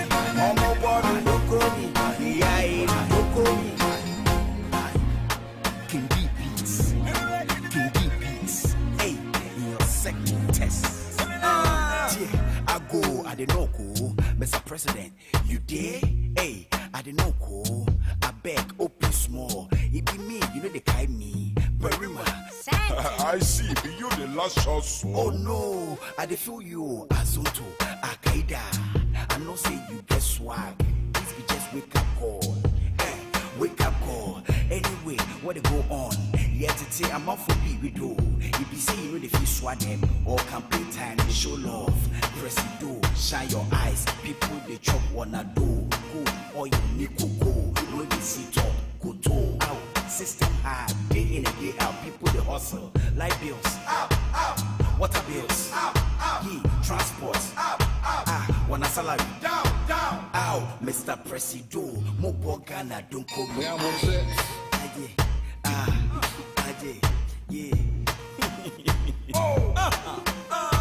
Don't call me.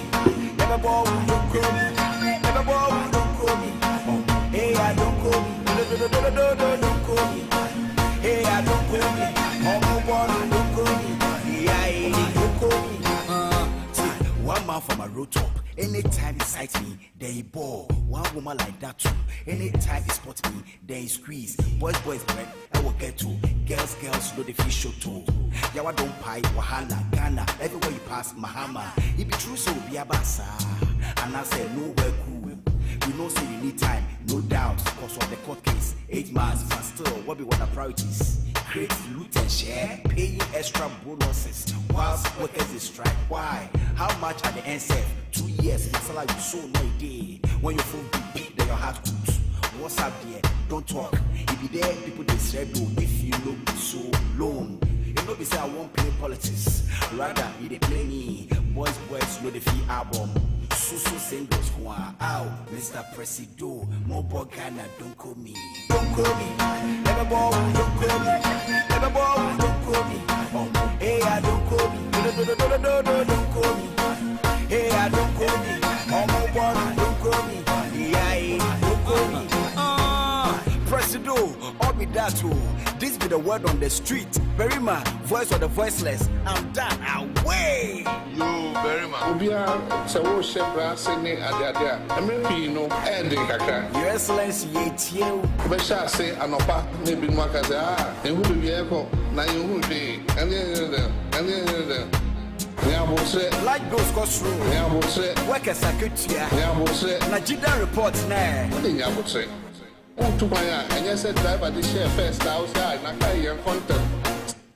So, oh, then maybe I should allow you to finish.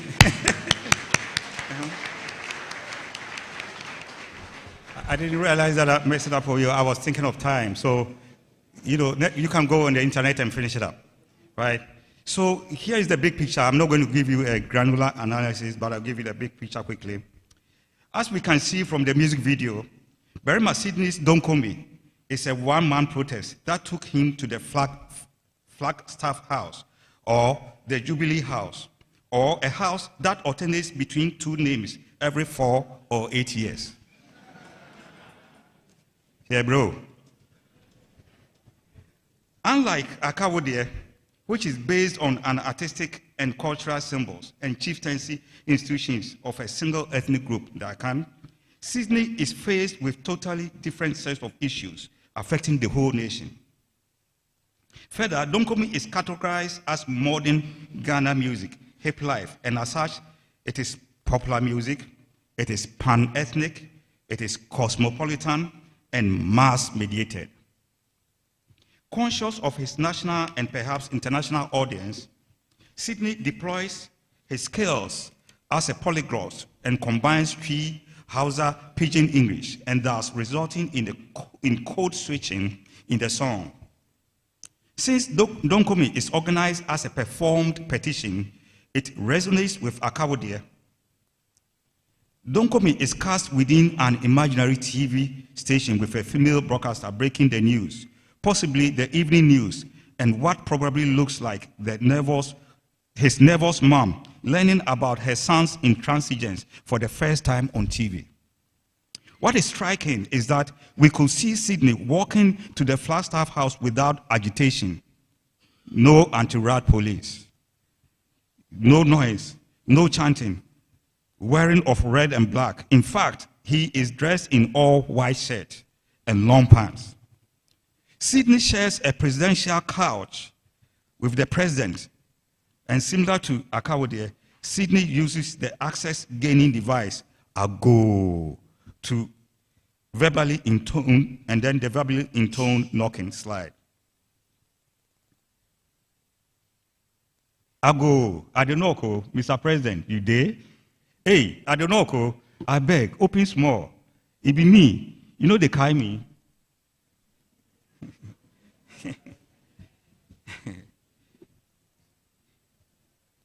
He even praised the president for his swag and his skills in Azonto, Al-Qaeda dance.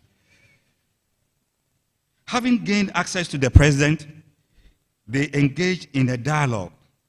Sydney presented the word on the street, which is the actual substance of his petition, to the president. He listed corruption, high cost of light and water bills, dwindling salaries, financial hardships facing musicians, and in these days we can add our own list. The president gave a reciprocal response and entreats Ghanaians to be patient with the recurring phrase, Nyabotre, Mudia, Munyabotre, and assure the nation that living conditions will improve. Sydney signs off by reporting to Ghanaians that he, the voice of the voiceless, has accomplished his mission. Musically, Donkomi is danceable, and I saw most of you dancing in your seats. And it is based on uncommon rhythmic topos with 3 attack points, which begin on the offbeat and highly dependent on the bass.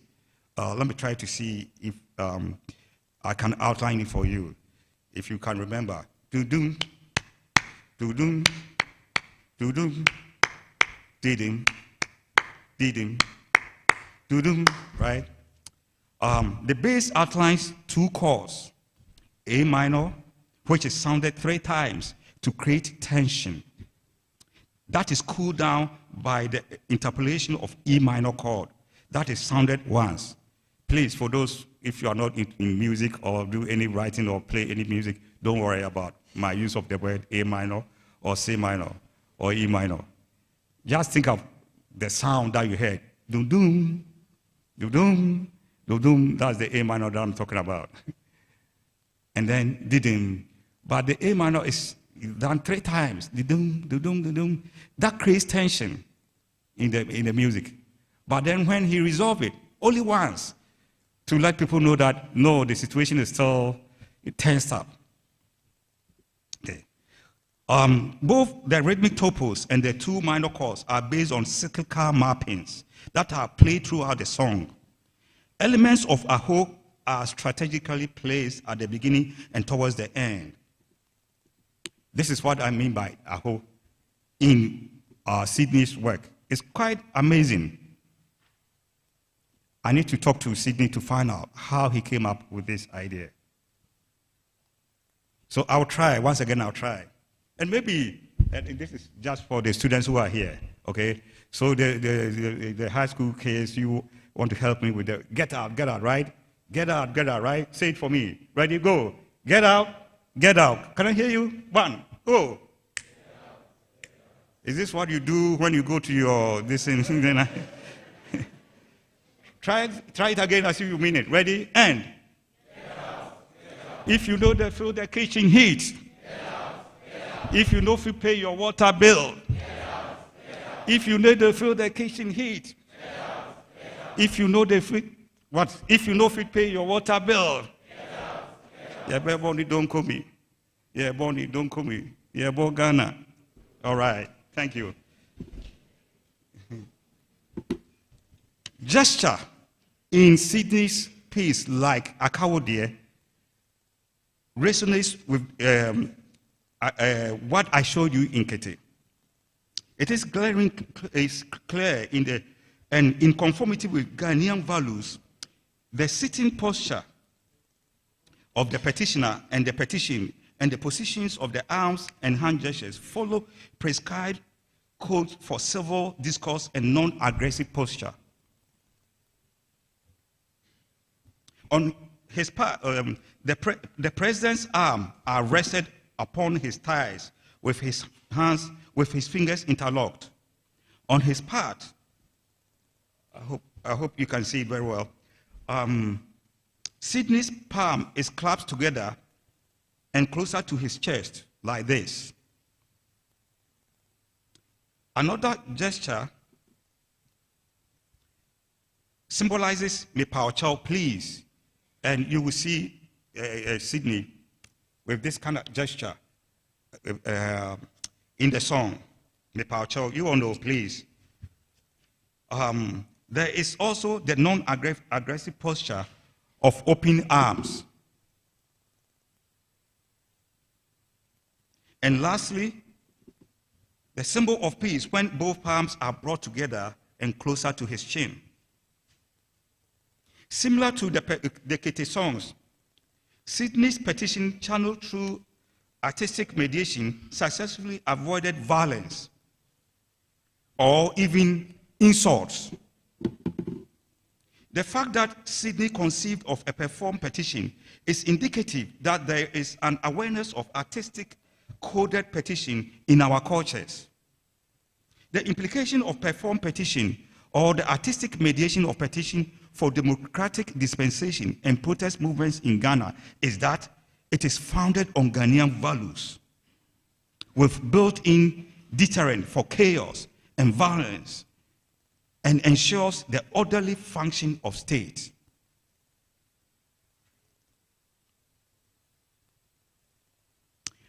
And now I will conclude. In the aftermath of the burial of the Asante Hima on January 19, 2017, the stakes were high for all Asante citizens as they contemplate on the potential successor and the potential scenario that a wrong appointee may unleash chaos and violence in the kingdom. Taking advantage of the former setting in the Ukudai ceremony on January 25, 2017, a group of women, members of the exclusive Kete chorus, performed a petition indexing contrapuntal voices of the masses directly to the Asante Hine. Connecting with Nushin's questions framed around the power of music that creates the space for agency and empowerment, are presented 4 crucial factors related crucial factors related the artistic mediation of petition. The critical role of women in matrilineal society in matters of lineage, kingship, and governance, and the artistic immunity ascribed to musical performance. In the absence of the Asante Hima, who presides over the Kete chorus, members of the Kete chorus collectively stepped in to execute the role of a mother in the Matri clan. They came to counsel, advise, caution, and warn the ruler to deeply reflect on his choice to fill the vacant stool. Keenly aware of their artistic immunity, they were able to navigate and negotiate communication strategies in formal spaces, to engage in the political dialogue, to lay out diverse registers of concerns to the Asante Hima. I selected the first song unit, Akawodie. It is your turn for formal analysis, poetic and rhetorical devices, and gesture and rhetoric as artistic enablers for the performed petition. I then concluded with a brief discussion on the implications of the performed petition for democratic governance and protest movements in Ghana.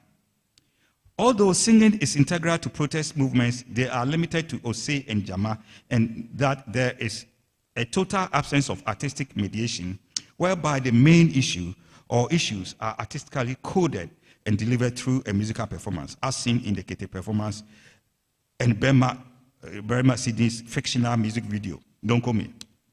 The fact that Sydney conceived of a performed petition is indicative that there is an embodied awareness among Ghanaians of the existence of artistically coded petition in our culture. In these days of hashtag movements that are vigorously powered by social media feeds, political insults, disrespect for traditional institutions, and others, it is my firm belief that protests and petitions that are artistically coded and delivered through musical performance and a reciprocal response channeled through similar artistic forms offer engaged discourse and dialogue on the challenges facing Ghana. It seems our modern institutions are looking outward for solutions to our challenges. But I can assure you that we should primarily look inwards, for our illustrious ancestors created the path for us, and there is no subject in the world, let me repeat this, there's no subject in the university that they did not also have solutions to, or they did not already address. Looking 100% outward will turn all of us into poultry birds that can lay over 2,000 eggs, but we cannot even hatch one. We need to lay the eggs and critically be able to hatch the eggs. Otherwise, we become dependent on the global north for our progress as an independent nation. As we have seen in the Kete performance and Sydney's Don't Call Me, a performed petition is fundamentally based on Ghanaian social values, cosmology, spirituality, and our religiosity, with built-in mechanisms to prevent chaos and violence and potentially result in the orderly function of Ghana's democratic state. Thank you.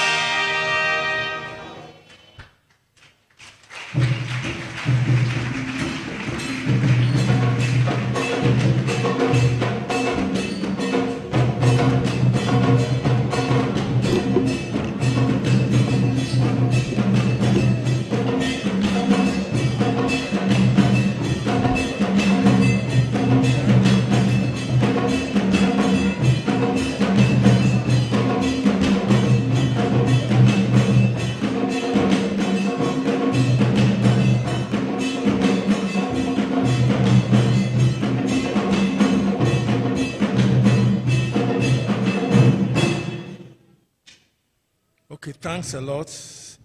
Another round of applause for Professor. KWASI AMPENE. Distinguished ladies and gentlemen, I have 3 takeaways from this lecture.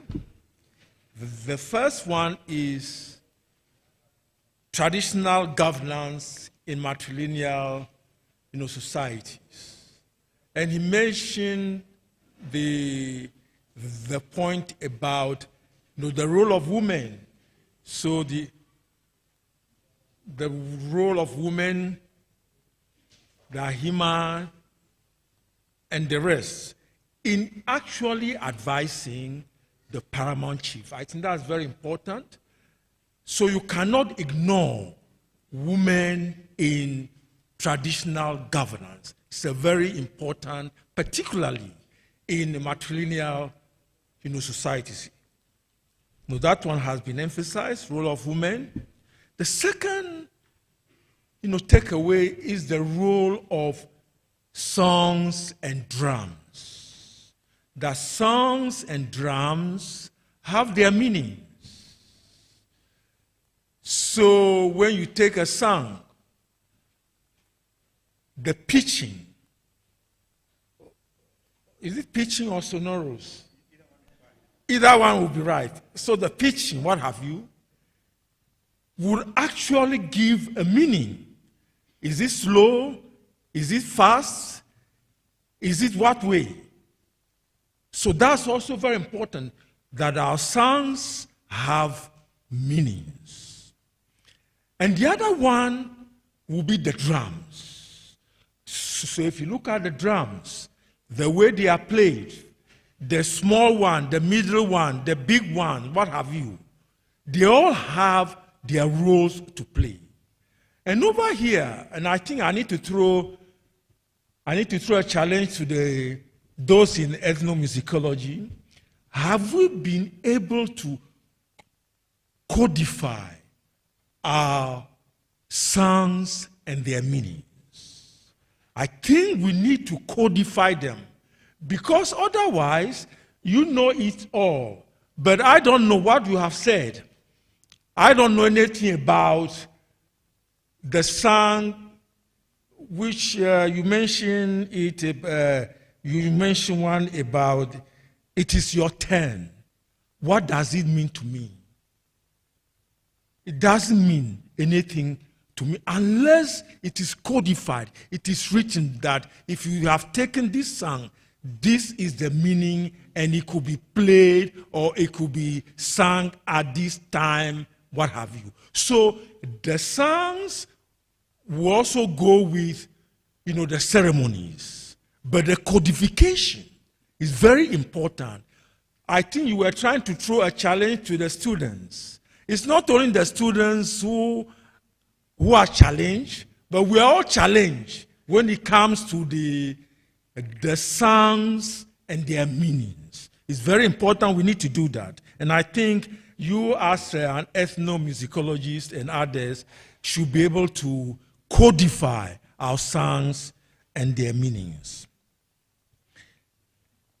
The third takeaway, which is important, is the manipulation of songs for political reasons. You mentioned protests, you mentioned power. But you see, whether we like it or not, people can manipulate anything for power.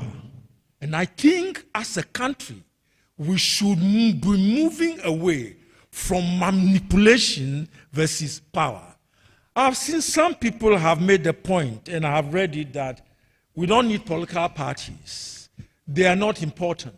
But I ask myself, if you look at all the countries, there are 193 countries in the world. If you look at all of them, it's only about 3 or 4 or 5% which do not have political parties.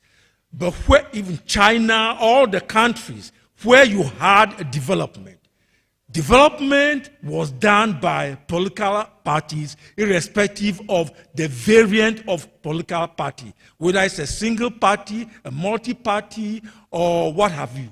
But you cannot develop any country without political parties, because the 193 countries in the world is only about the 3%, and they are the Gulf states which do not have recognized political parties.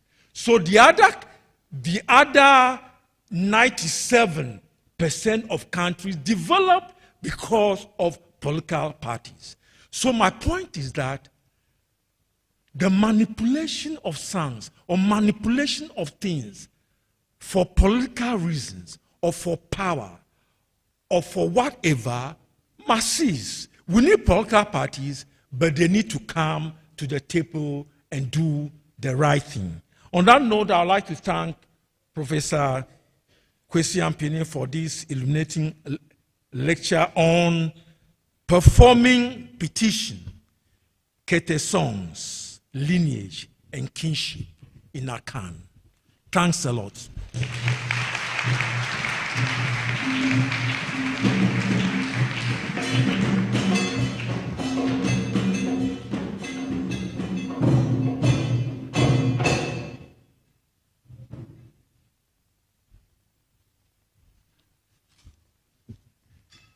Thank you, Mr. Chair.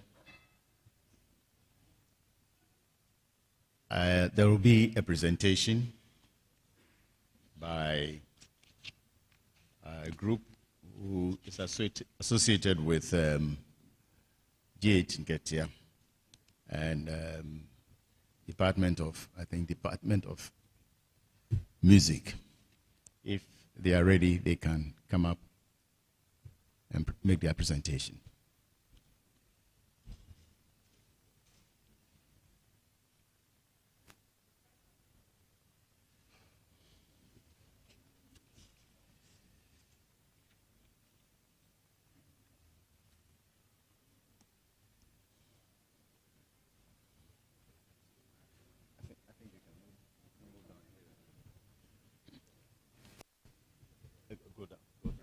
Go down, yeah, go down and see it.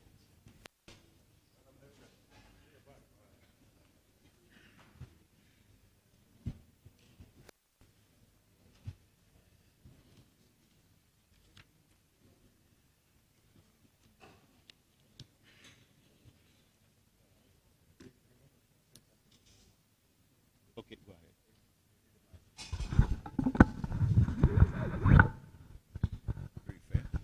Yes, thank you very much. Good evening. Congratulations, Prof. Thank you so much. So we are here this evening to show our appreciation to you. Since 1995, Professor KWASI AMPENE has been documenting music and dance forms in Ashanti region, and other spaces in the, within the Akan cultures. And he's deposited all these materials in the J.H. Kwabena Nketia archives. And we want to use this opportunity to appreciate him for this very kind gesture and to let him know that what you have done, current and future generations will forever appreciate you. Thank you so much, Prof. Thank you. Congratulations.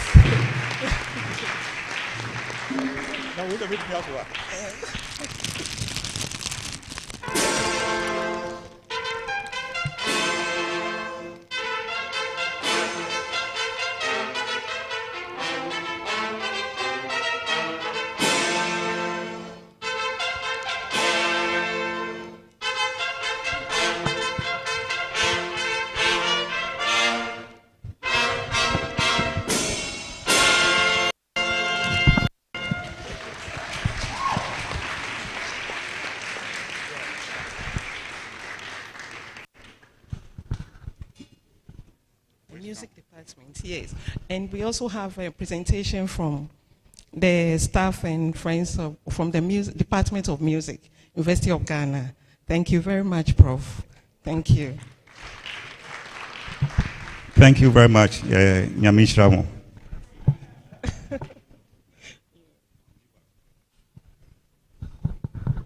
Thank you.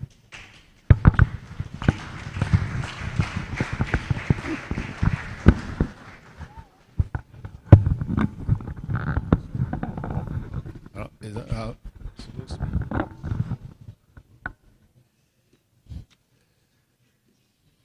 Shall we take a few announcements?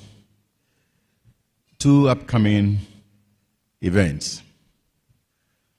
On Tuesday, June 18th,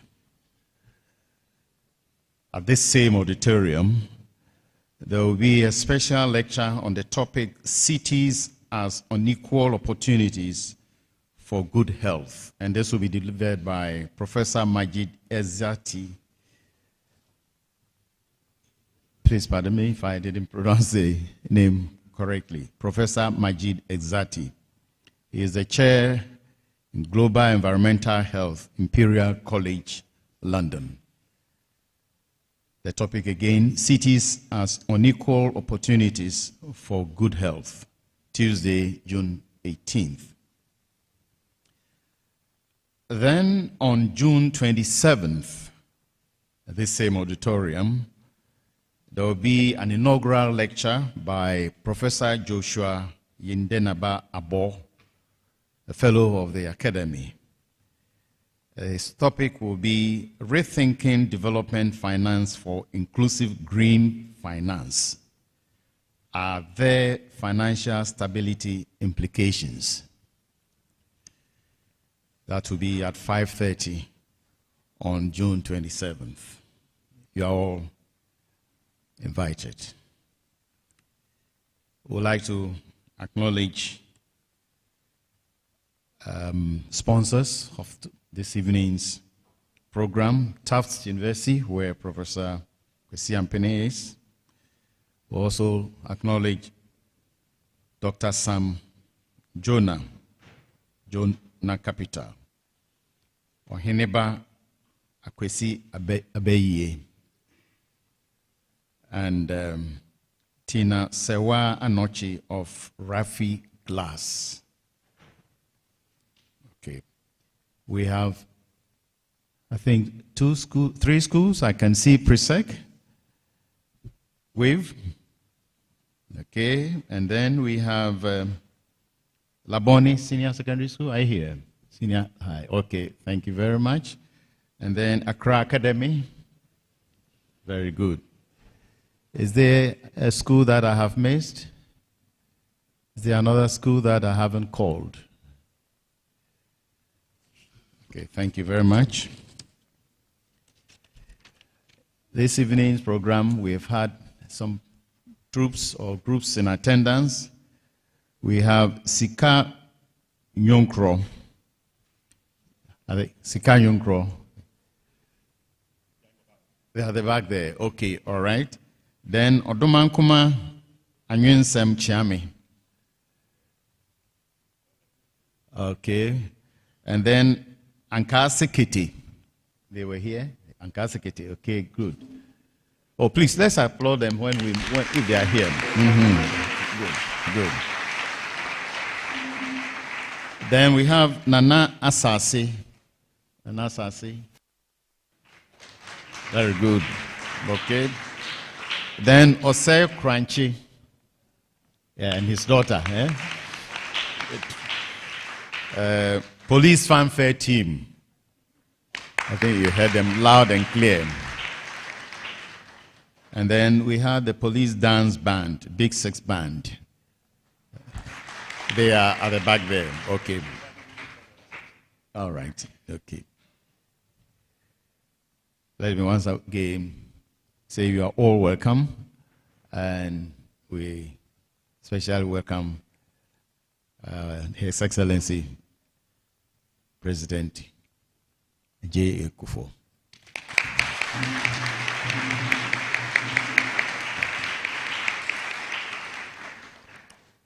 Ladies and gentlemen, that brings us to the end of this evening's program.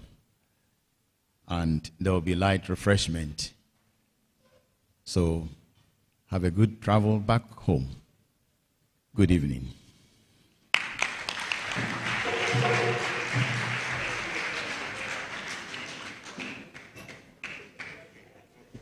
And is this your handkerchief too also? And this one? Okay. Thank you. Thank you, sir.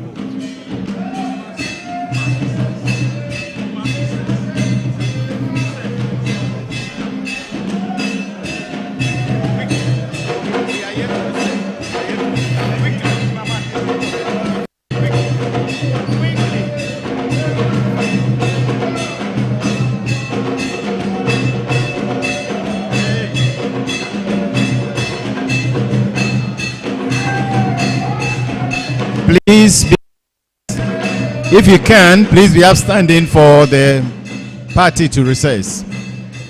Thank you very much.